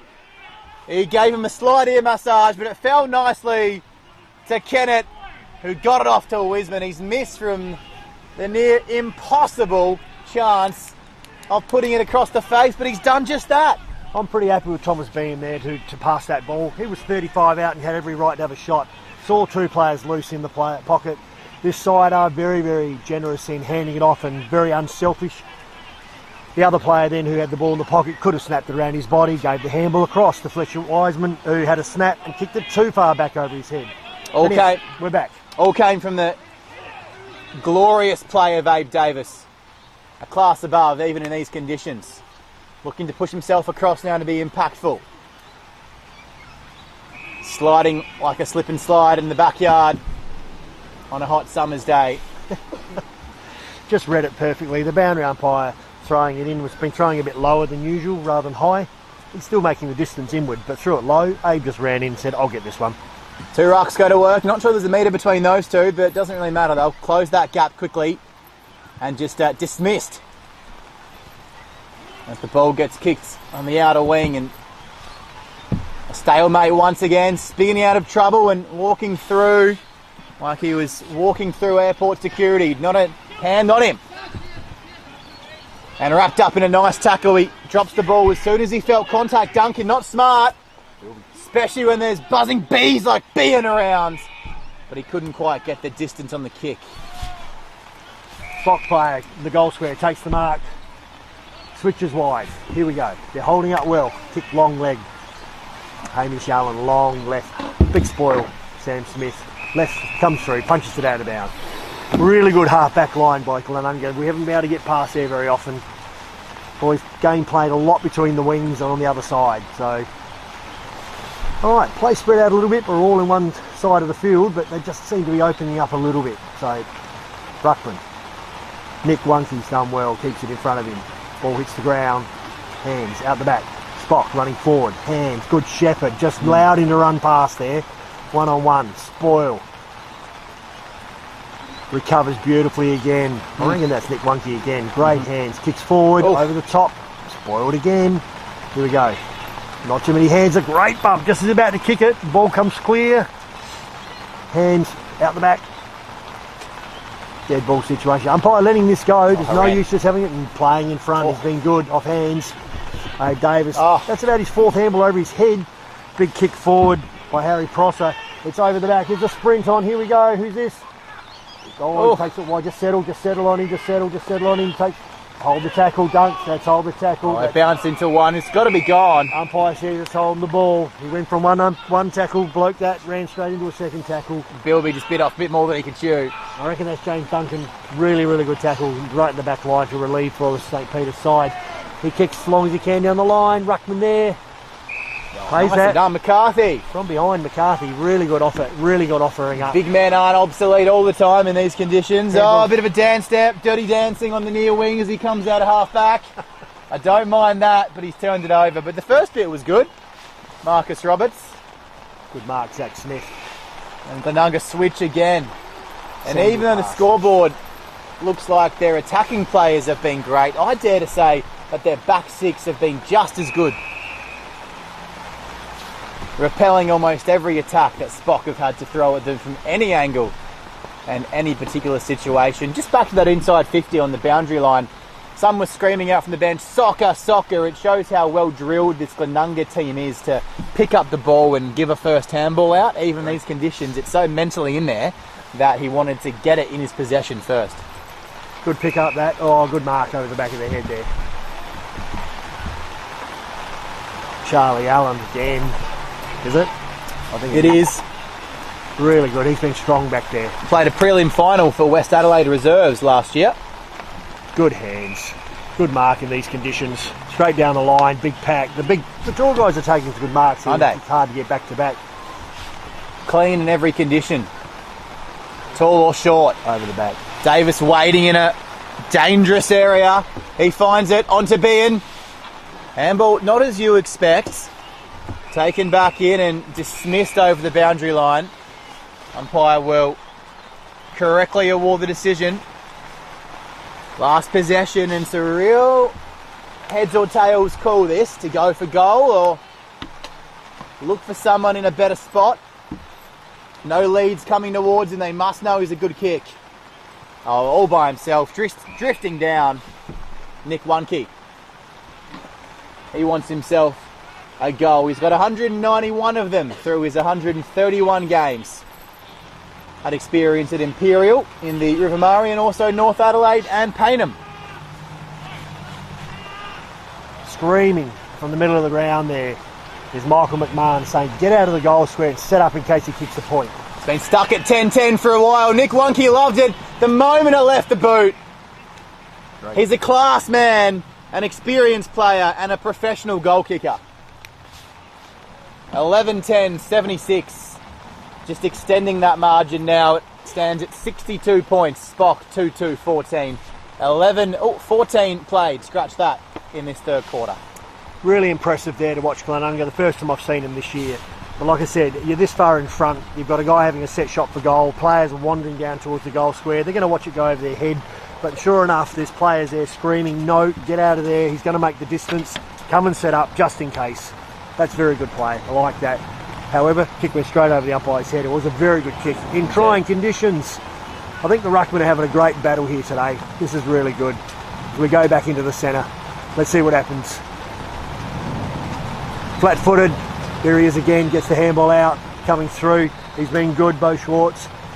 gets the momentum of the ball forward. Harry Prosser bends down, goes through his hands. 2 spot players again, fumble. Thomas Beam's been really far and really handy this quarter. And that kick inboard to find Wonky from Henke on that boundary line. He just took his 30 seconds, even though it's not really a thing at this level. Took all the time in the world to just wait for an option to appear, and it did. Throw up on the other side. Comes down. Umpire calling play He's on. dived on that. Oh, yeah, I do enjoy those decisions in my umpiring days when you think a player's fallen on top of the ball.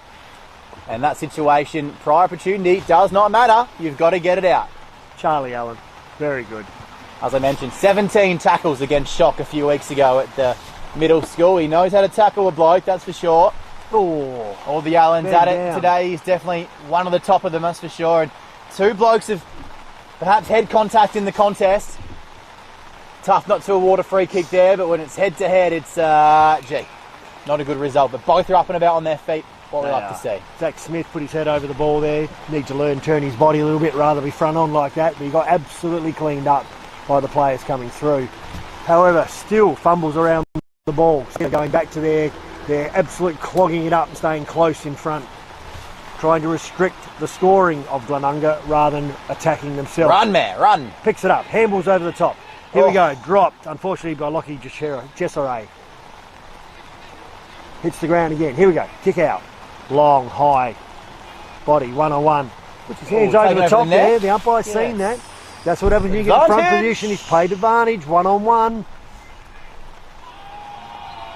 Big scream from the crowd about holding the ball. Yep. Handball out of the back. He kicks sideways. Player down there is Ben McGill. He taps it to himself. He keeps it in. He handballs it to a player. Does he centre it? Or is he going to kick it on the ground? Oh, he's kicked it along the ground. He's gone straight at the goal. Was lucky a Glenunga player comes screaming in and just stopped it and punched it over the line for a point. And there is the first score for a while for Spock. And straight away, Glenunga kick long and wide to the other side. 2-3-15, 11-10, 76. Nick Wonky got a free kick Portal for a scoreboard push there. Wonky's doing the damage at half forward and at half back, where he's equally at home in both positions, as are all the Wonkies. Only 2 of them involved today. St. Peter's good turnover taken afterwards. Umpire didn't see it. And it's going to be a turnover from a last possession or out of bounds in the full in the forward 50. This goes to show the only goal in this quarter, that Glenunga effort from Wonky and a kick on target, and sometimes those little things go your way, taken nicely and strong. You're not going to escape a strong tackle from Schwartz.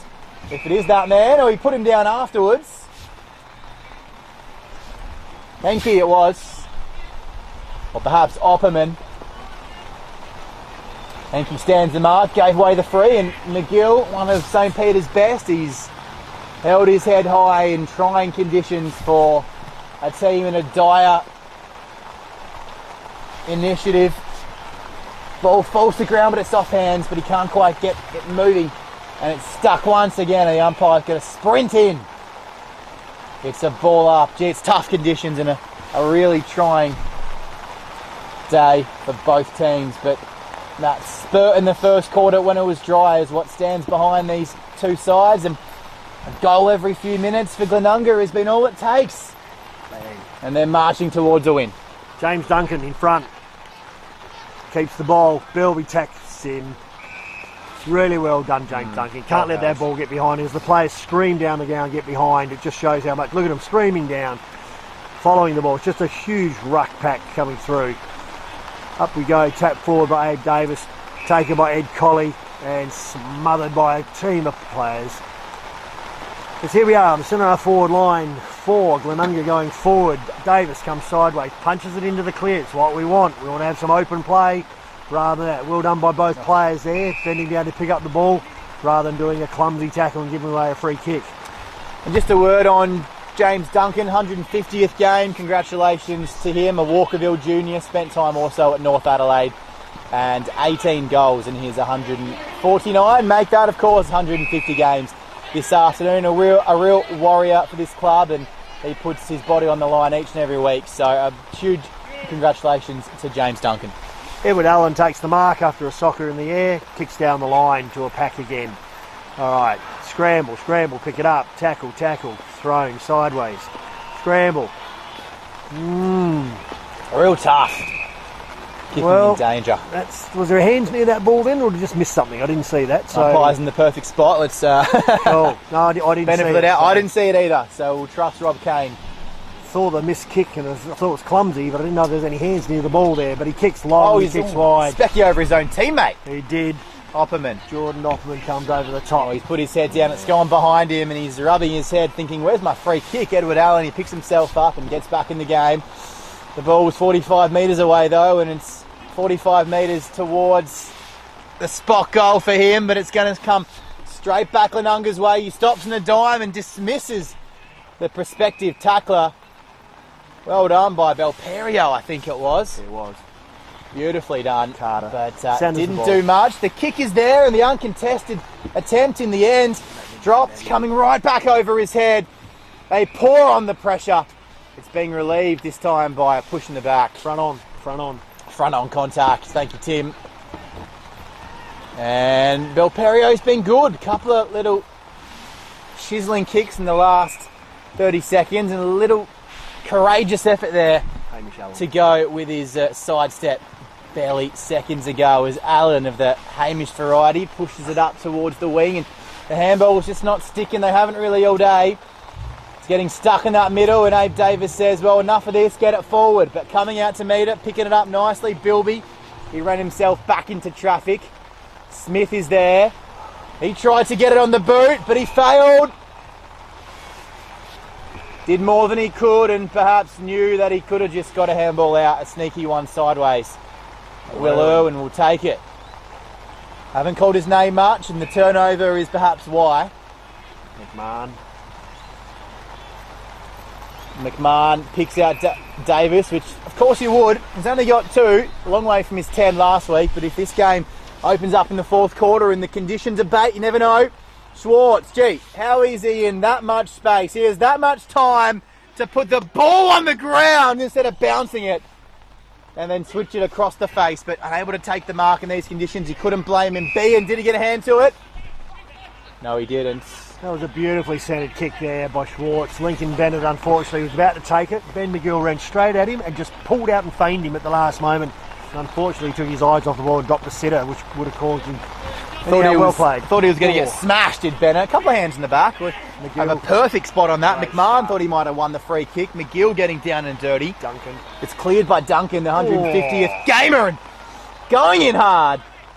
Umpire right on the scene to make sure nothing else accrues from that, and Glenunga are going to pump it back inside forward 50. It's time to add some percentage, and Davis, just a show of strength. Not even an argument from Charlie Allen. He knew he was seriously outclassed and in the wrong weight division. Yeah, it was. Sometimes that could have gone 50-50, but it seemed like a clean throw and a clean shake rather than a really untoward one. Davis with 2 on the day. Needs to get moving for your buddy bet, Tim. This one would put him up to 3 with a good quarter and a bit remaining. He's playing on the ball, obviously drifting forward on that occasion, so... You do see with Davis, don't you? All the Glenunga players know not to run, not to lead. He is their main man. He's the one they trust to get the job done. Takes a while for the kick. Only 1 goal this quarter for the Rams. Makes the goal umpire work.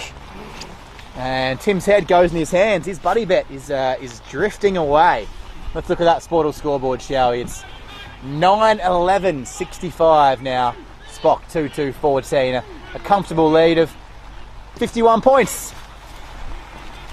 Long kicker from Spock out wide. Couple of players jumping there. James Higgins comes over and tries 3 attempts to get to it. Ball hits the ground. Crumbled forward on the wing, and there we go with the siren going to the end of the third quarter with the scores at Glenunga 9 goals 11. Spock, pretty sure it's 2 goals 3, even though the scoreboard says 2 goals 2. Could be. Let's let's give him a point. I'm in a generous mood. So once again, we'll confirm that at three-quarter time that for again. you. But once again, if I just go like a broken record, Glenunga have jumped away to the first start with the 6 goals in the quarter, and they've gone 2 goals and 1 goal. Indeed.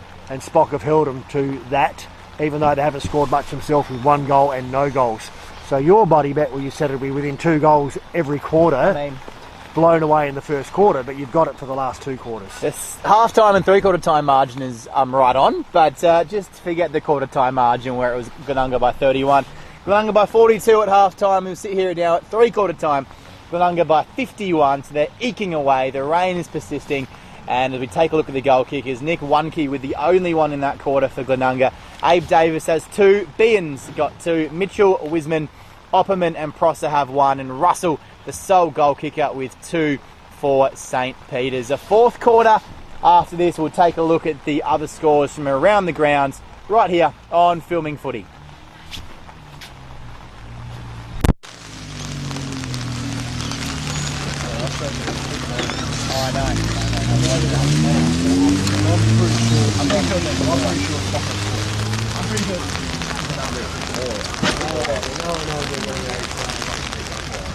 Well, just sort of.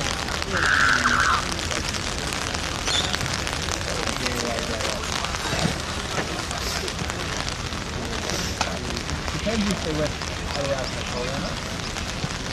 They're playing to it. They're getting an over to oh yeah. I know waiting. That's good.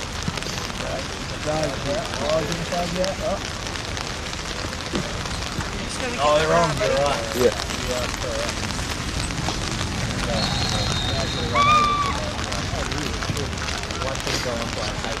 No, he's got to run over. I think it's an underscore right now. Yeah, take Fox with that ball on the ground. Yeah. That's a good goal. Oh, yeah. I missed my word.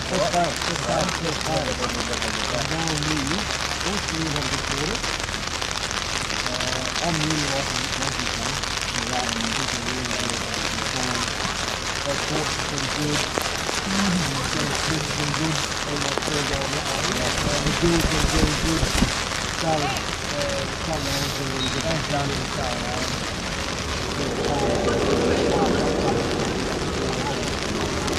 It's funny, isn't it? Like you said, right? Yeah, see, if the game started at the first quarter, only 2 goes up.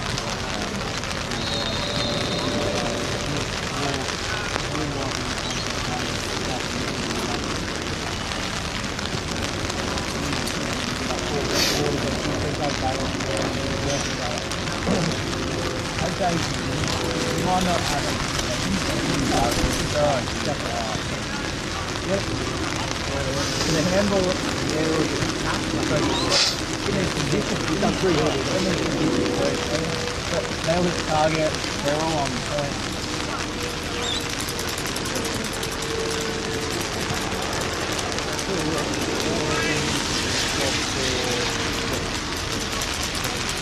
Everyone.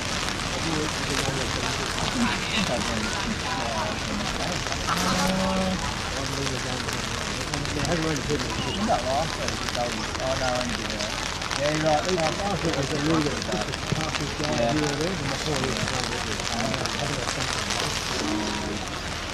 Oh, it's in a 1 by a point. Are they really? They got Are they really? They're down by 30 points. They're down by 2.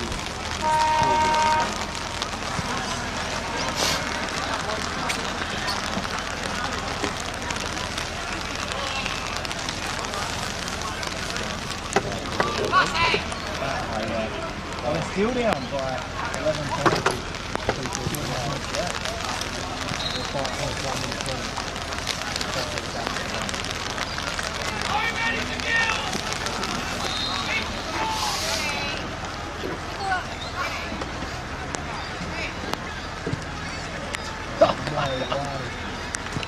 Richmond have won by a point. No. Richmond have won by a point with a minute to go. We're down by 6 goals. All right, let's go. Let's go. Unbelievable. Can we plug it in? Yes, we're ready. Keep going. Mate, you're doing a good job.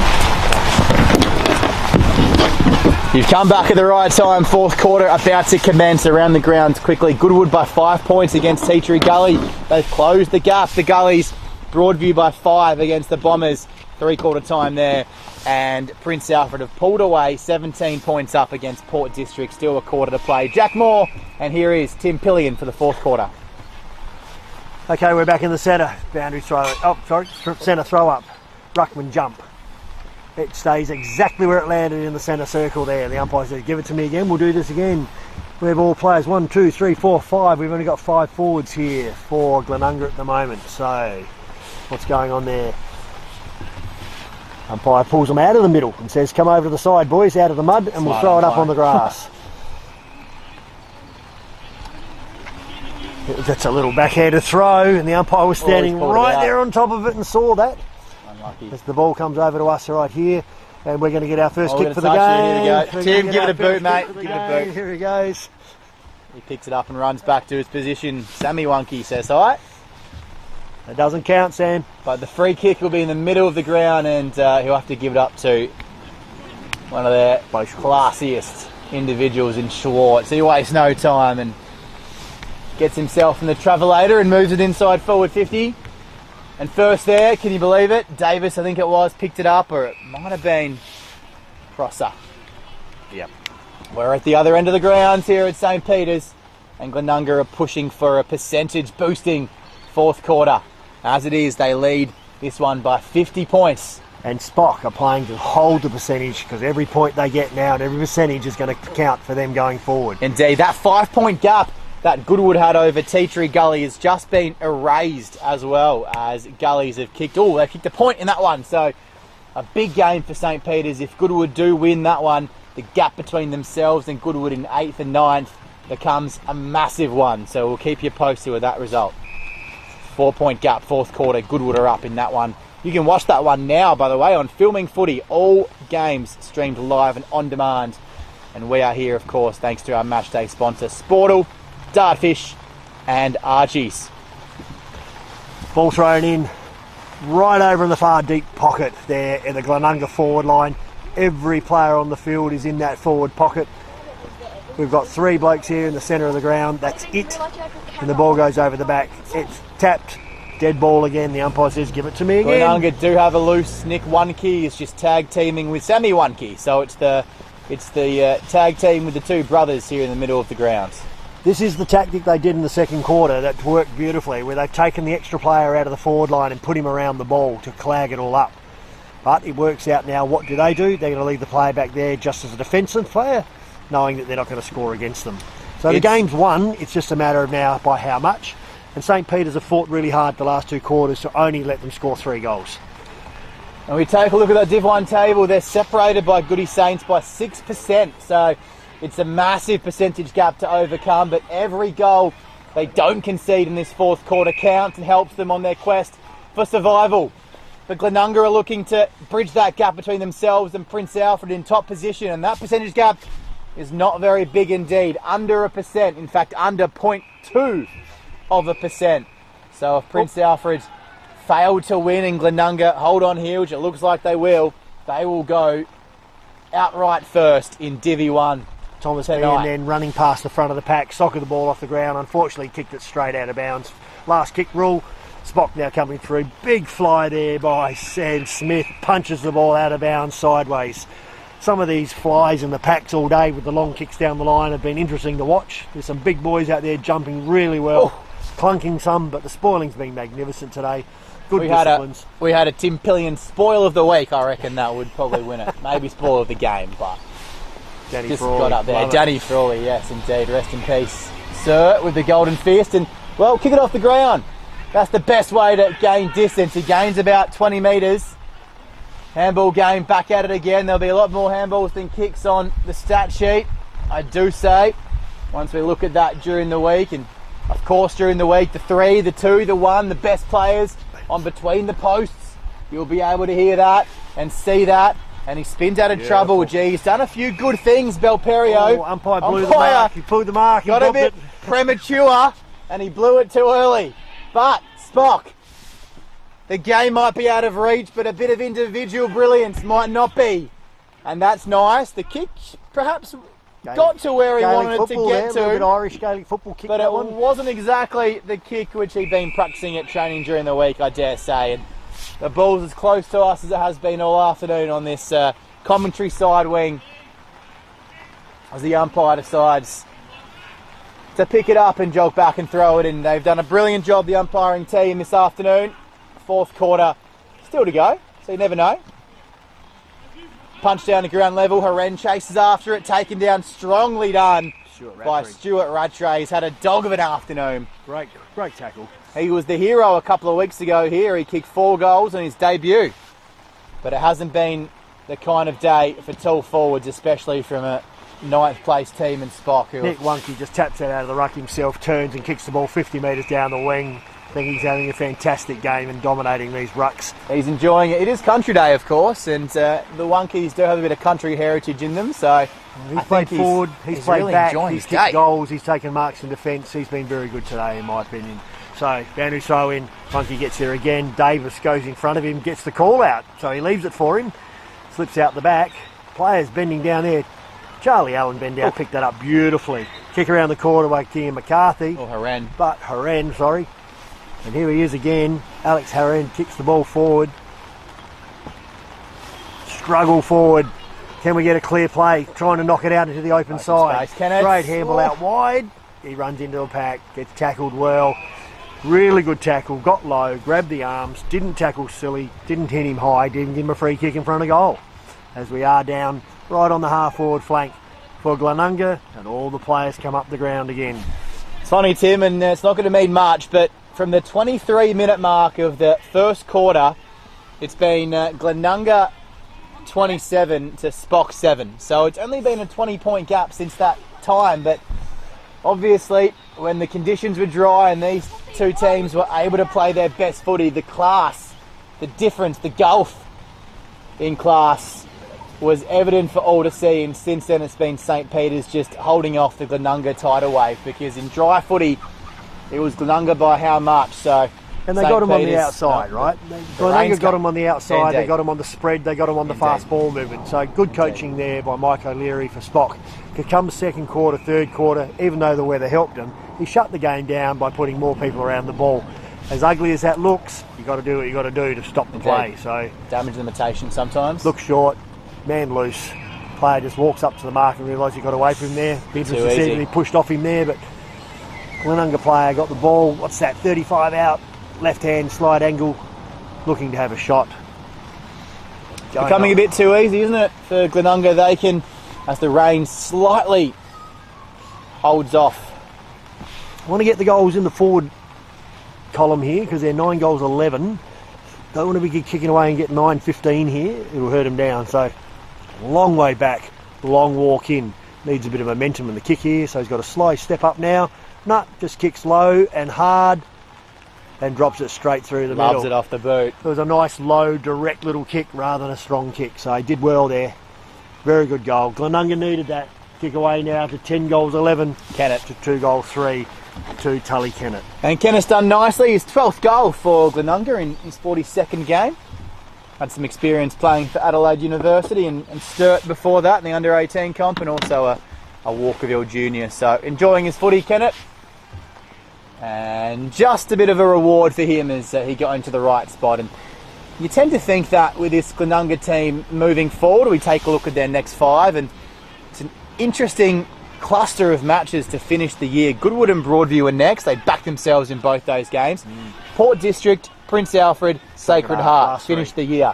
3 absolute blockbusters for Glenunga. So real matches where the position they finish at the end of the year will be the position they deserve. As Spock go forward, a rare chance to go back and take home a goal for himself, and Irwin presents nicely. Well, the boys have just told him, go back and kick this. We're kicking from 45 on a wet day, but the ball is coming fresh from the 4th quarter. Puts his mouth guard in his sock, and he is very confident he's going to make this distance. Well, there's nobody else wearing a Spock jersey who could be more confident. 174 goals in 96 senior games for a few different clubs. Irwin's got it on the way, and the fans right behind him in the grandstand. They're 100 metres away, but they had a perfect angle on that. And Irwin adds a third goal to Spock's total on a dark day for St. Peter's. A bit of light shining. Very limited opportunities today, but that was a clean mark. And like you say, from 45 out, he just went back and just went bang. That's a beautiful kick. This goes to show when you're able to get it to your forward gun, who Irwin undoubtedly is, had time at Uradler, West Adelaide and Scotch as well. When you're able to get it down there, they're able to convert. But Glenunga have been just that bit better around the footy, unable to have clear possession and clearance, and diving in for it. He's a man possessed in these last few moments, and what a goal does to your confidence. Irwin diving after that ball like a groundhog, and he's pinged something down there as Brett Russell, and that is not what Spock need. Brett Russell, their leading goal kicker on the season, and 2 today. He's jogging back to contest now, so let's hope it's just cramped him. Ooh, the way he went off then, bloody hell. Almost ran to the next field, didn't he? He almost ran past the boundary on the other side, but he's jogged back into position, and fingers crossed for Spock and Russell that he's okay. One of the last things you want to do is do a soft tissue injury on a day like this when your team's getting beaten by 10 goals. Correct. They're in the centre of the ground. The umpire says too high. Gets buried into the ground there, the Spock player. Umpire's pointing for a Glen. Oh, he's pointing. He did, yep. Charlie the Allen. players knew what was happening. The umpire for a second didn't. Got to kick wide. He's in the mud. He's going to slip. There he goes. Hooks it to the left. How's Davis pushing himself behind the ball? He knows where Glenunga need him the most. He just saunters down, and the midfield pack join him. Handball off his bottom dollar. DeCira was there. Smith, as you called Tim, and it's turned over to Duncan. Enjoying a couple of possessions late, and you wouldn't begrudge him that. Long boot inside forward 50. It's what they've needed to do all day, but running into the back of Nick Wunke was Will Irwin, who he's got his goal, and he's running on adrenaline in this fourth term. He's taken out the past few contests and gives away a free kick. Wunke, near wing, almost takes it in and hangs on. Prosser. And now it's the on-ball team to go to work. They switch off and they switch back on. Charlie Allen again. Allen at ground level just picks it up nicely, uses a sensitive approach. Handball was good as Smith found Wunke. He's putting his hand up for those Archie Stongs as Nicholas Wunke. Inside forward 50 it goes, and Spock repelled nicely, but it's going to come back their way. McMahon thought he had it, put the knee down just to steady himself. But he looked down, the football wasn't within his grasp. But the umpire will throw it up. Wunke's been good, Tim. Wunke's been very good, and so has Sam Smith off half-back. He's been very strong, so I like the way those boys have repelled everything today. Ball goes forward. Glenunga, have they still got the fight? It's really hard late in the day when you're up by so much. Handball, Davis turns it over. Spocker running forward, find him out wide. He looks, left foot, Will Carter. Kicks it short, slides in with the knees, Ben McGill, picks it up, great hands running past, clears, bounces the ball down onto the ground rather than take the risk of bouncing from up high, and kicks long, worked under the ball, good mark, plays on straight away by Abe Davis, kicks long in one movement. He gave the umpire absolutely no time to call a free kick then, whether he pushed him out the way, and turned and kicked, and turned for another point. That would have been a dry weather transition play on a soaking day for Glenunga. They took that ball and didn't even give Spock a chance to possess or touch it. Sportal scoreboard 10-11-71, Spock 3-3-21, 50-point gap. It's been like that since the 20-minute mark of the first quarter. As you called, Tim, that is a pluck in these conditions. That's a really good kick straight down the middle of the ground. I reckon Fergus Carruthers has taken a really strong mark. He looks. He gets held, pulled down. Yeah, hand over the neck, I thought too, Tim. A little bit there. Spot on. And unfortunately, that little tackle from Ed Colley there did just reach over the shoulder, and that's the way it goes. Got to protect the man bending down to pick up the ball. Nicholas Eager. You were talking about Sam Smith as this ball goes to the coach's wing. He's clobbered around the neck, and umpires put the whistle away, it seems, as Hamish Allen walks back and scratches Hamish Allen takes one across the chops his there. skull. Sammy Smith has been good for Glenunga. He's had experience playing for Box Hill and also North Melbourne in the VFL program only 3 or 4 years ago in Victoria. And this is his 4th game this season for Glenunga. So a really great mid-season pickup for the Rams as they look to charge towards finals. A player of his quality. Very good.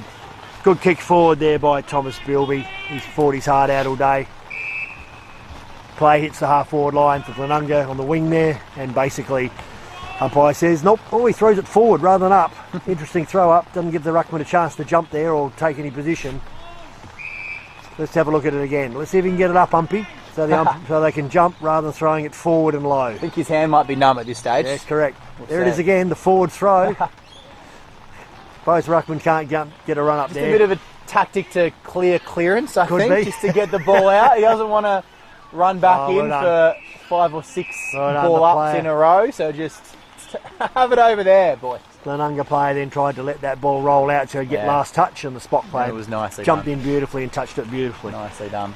We talked to Nathan Grimer prior to the match. He told us, well, let's get away to a hot start in the first quarter and set up the win and One key again. hang on for the rest of the game. And, well, I'll tell you what, if I want to know Saturday's lotto numbers, I might go to Nathan Grimer because he has called it exactly as it's unfolded. He told us he wanted to win the toss, kick with the wind, put a space on Spock in the first quarter, and more or less just see out a good victory. And, well, it's been the tale of the tape.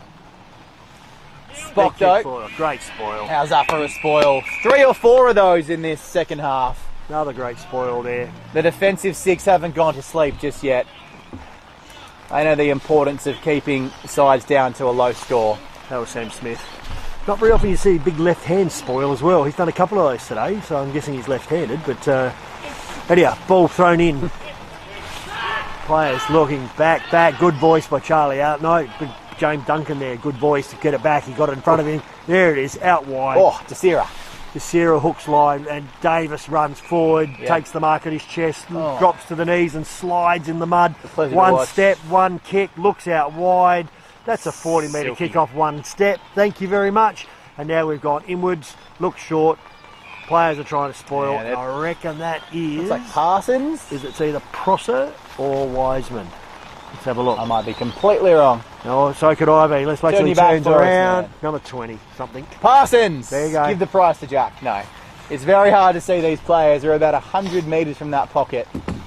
But more or less, that was set up from Abe Davis's beautiful kick. He slid about 40 metres, but then he got up and somehow he knew where the open man was. A great kick. Very Eyes talented. in the back of his head, Davis. Here's Parsons. Beautiful kick.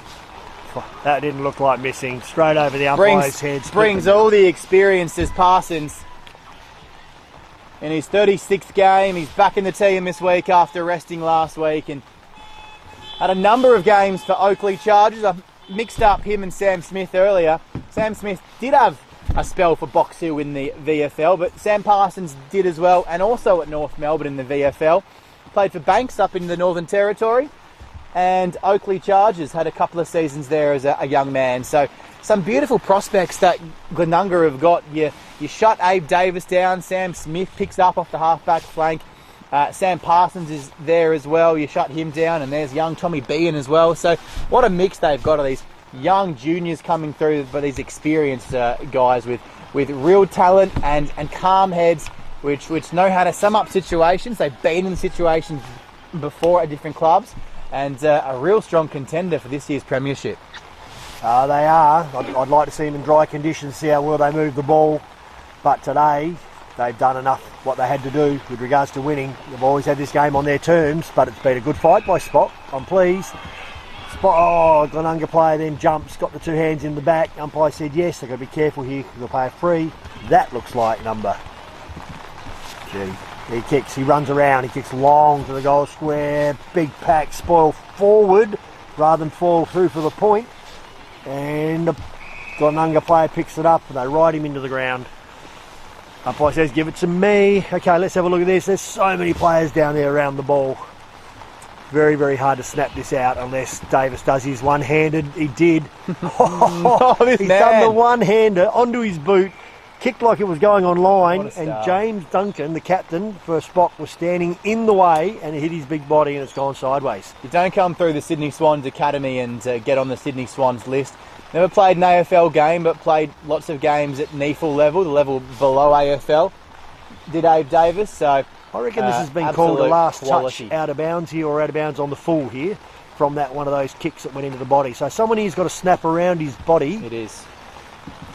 from that forward pocket right in front of the St. Peter's school building.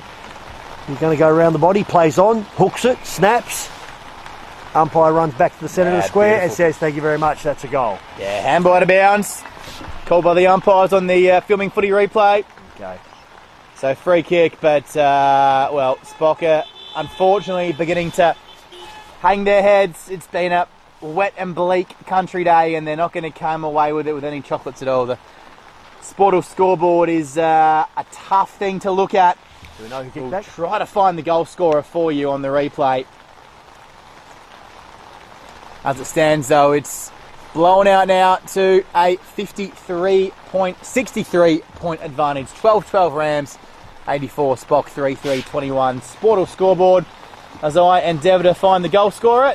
Tim Pillion. Spock's chances, their next 5, you discussed it with me earlier, they are in for a bit of a world of hurt if they don't secure some victories soon. Correct. So, look, today's gone, they know that. They need to get through this. But the next 3 weeks will defend and determine where Spock finish the season and where they're going back to Div 2 next season.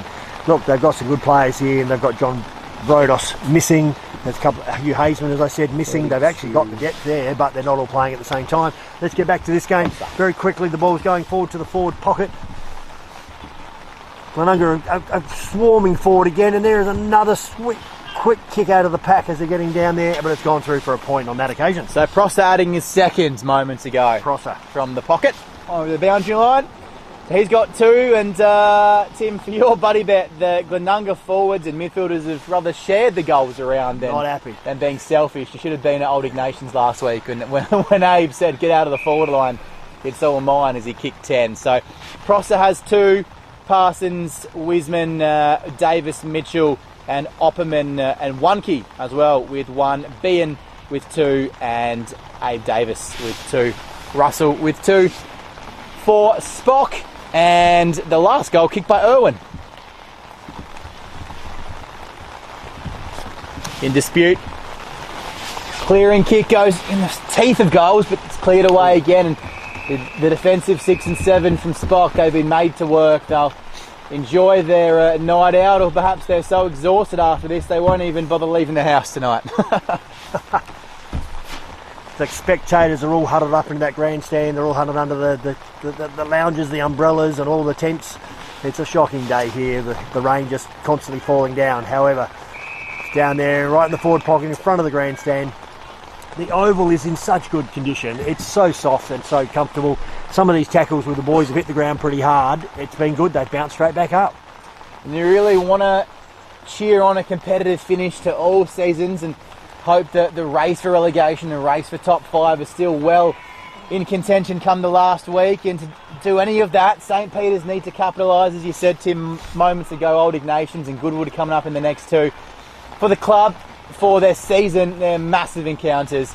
And we'll bring you an updated score from Goodwood Tea Tree Gully because it's mighty close.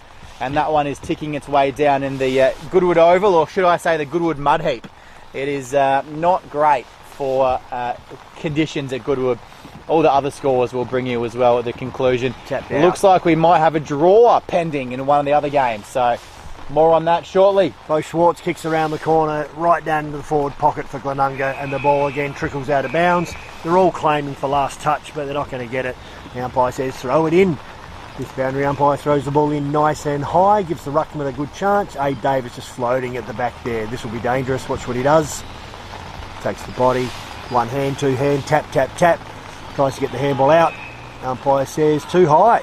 Spock player comes from behind the ball. You've got to appreciate the fans, the hard-nosed fans for Spock. It was their country day, of course, and not huge numbers, but you've got to love the true supporters for each club. I was at Tea Tree Gully last week. We had 5 or 6 dyed-in-the-wool Spock supporters behind us made the trip to Tea Tree Gully. So Okay. every club has their true supporters, and you've got to love. There's one individual packing up those chairs up there, so you've got to love his effort for the cause. All right, tap down. Abe gets ridden into the ground, but rolls him, pushes the player off and gets back up straight away and says, get out of my way. There he goes again. Sam Smith, Yeah, little sneaky. kick forward. He's done really well, but only into the waiting arms of Hamish Allen. We're looking. Will Irwin, come on. He's out wide. He goes, Irwin centre is half hungry. forward. Up he goes! Apologies, Tim, I got a little bit excited. Your man Smith Tackle, comes Sam in and Smith. lays a huge tackle on Hugo O'Leary, back bit- in the side this week. A little bit high there. Umpire again, blindsided with his back. Davis gets the ball, just says, I'll just sit on this. We are at the 25-minute mark with no time on, knowing where it is at this moment. Not a lot of goals scored. It can't be much longer to go. Players are just going through the motions right now. Good handball out the back. Stolen again. Tap, tap, tap. Frantic. These two in front of us. And Bang. that's how you do it. Get it out. Slam it on the boot. Get it in front. Out to space. Oh, There Ben's got goes. wheels still. He's still got lots of energy. Kicks it along the ground. I like it. In front of Thomas Bilby. Can he pick it up? No, the Spock players get back to relieve. Oh, how did he get it out of there? hands? And there's a There's a goalkeeper back, Timmy. rips it out of his hands, kicks around the corner. Goalkeeper standing there. We turn. He plays on. He looks. Player out wide. Ben McGill. It was like an arm wrestle, wasn't he? He was just waiting for the player's grip on the ball to loosen, and he just went, I'll have that. You look up. You got players all over the ground here because of that fast movement. But McGill now slowed it down. Players giving chance for Glenunga to get back behind the ball. Darcy Mitchell flies. Darcy Mitchell and Sam tackle. Wunke, Nice handball. Nick Wunke have absolutely dominated the rucks around the ground today. I think young Kian McCarthy, no, who's the other ruckman? Just escaped me for the moment for Spock, have tried hard, but around the ground those two have absolutely cleaned up. We've had Irwin come and chop him out a few times, but not really his job. Stuart Rattray as well has done a valiant effort. You see Davis in the middle of the ground. Just going to say, he started the game up forward, and after 10 goals last week, the team knew where they wanted him, but he finishes the game right where the ball is, around the footy, just to shore up any chance Spock had of adding a late fourth goal. Only 3 to their name, 3-3-21, our last check of the Sportal scoreboard. A comprehensive 64-point win. Glenunga 12-13, 85. In truth, Tim, it could have been more. Yeah, look, I think, like I said, it's the first quarter and the last quarter they've got away, but Spock never gave up the challenge. They fought all day, but they just didn't have the class or the connection between the players to move the ball through what was a great defence and a great forward line. So Glenunga, first time seen them, they've got the package, they've got the lot, they've got on ball, they've got forward, they've got backs. Look, just quickly, I'll do best players for Spock. Ben McGill tried his heart out all day. James Duncan down back did well. Johnny Reid had a good battle at fullback. A lot of good spoils and a lot of good one-on-ones. Will Carter started well, and I think Charlie Allen had a great day down back as well, which you'd think with defence would be where the better players come from. And just quickly for Glenunga, as I'm calling this, and I know you're writing up the stats and doing the wrap-up, Sam Smith was fantastic across half-back. I thought he was really high in the best players. Bo Schwartz was in the game all day. Abe Davis, just his talent, his skills. Nick Wunke was my favourite for the day in the ruck and around the ground, as I said, and also kicking a goal. Darcy Mitchell also dominated the rucks. And Tommy Bean up front with his pace and his running. And you got the other guys that kick goals up forward as well, but they're the better players as I saw them on the day, Jack. Spot on, Tim. Nothing more to add to that summation. That was brilliant, mate. Looking through the quarter by quarter as well, as you mentioned, it was Glenunga at every change. That first quarter, they came out of the blocks and blew them away. 6-3-39 to 1-2-8. Glenunga by 31 at quarter time. 8-8-56, 2-2-14. Glenunga by 42 at half time. 9-11-65, 2-3-15. Glenunga by 50 at 3/4 time. And a final margin, 12-13, 85, 3-3-21. Glenunga by 64 at full time. And the reserves, after an 84-point win, it's a great away trip for the Glenunga Rams. Goal kickers, Beon had 2, Davis had 2, Prosser had 2, and all other individual goal kickers, including Parsons, Nick Wunke, Opperman, Wiseman, and Mitchell. While for Spock, Russell had 2, and Irwin added a third in the fourth quarter. Now, we promised we'd take you around the grounds. These are not full-time scores just yet, but Goodwood are up by 8 points against Tea Tree Gully with 18.5 minutes played. Switch over to that stream right now on Filming Footy to watch the concluding stages. Goody with a shot on goal to open that margin up to 15 points. That's a devastating blow for Spock if Goody hang on for a win at home. Meanwhile, it's Brighton who have fallen behind Broadview. It was a draw momentarily there in the fourth quarter. 67 to Broadview, 58 to the Bombers. Broadview by 9 points, 23 minutes played in that fourth quarter. Goody have missed that goal, so still an 8-point gap in the fourth quarter. And Prince Alfred, their class. They've pulled away from Prince Alfred a late fourth quarter and will secure a 5-goal win. They're up by 34 points as I speak in that term. No score from Shock and Old Ignatian. We'll bring you that perhaps during the week on the Between the Posts show, and be there on the Between the Posts show, of course, on the Adelaide Footy League Facebook page.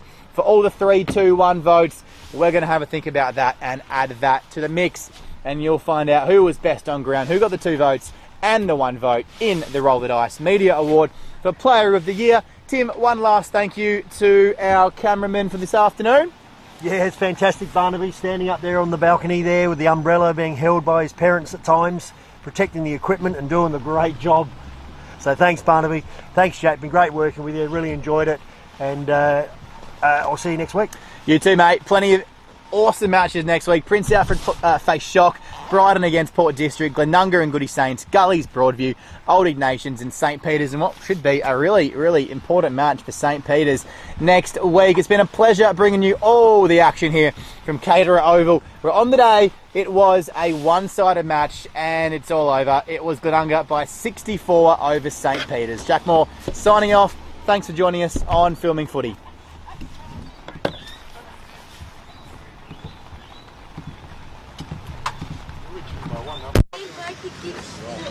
Alright, fine.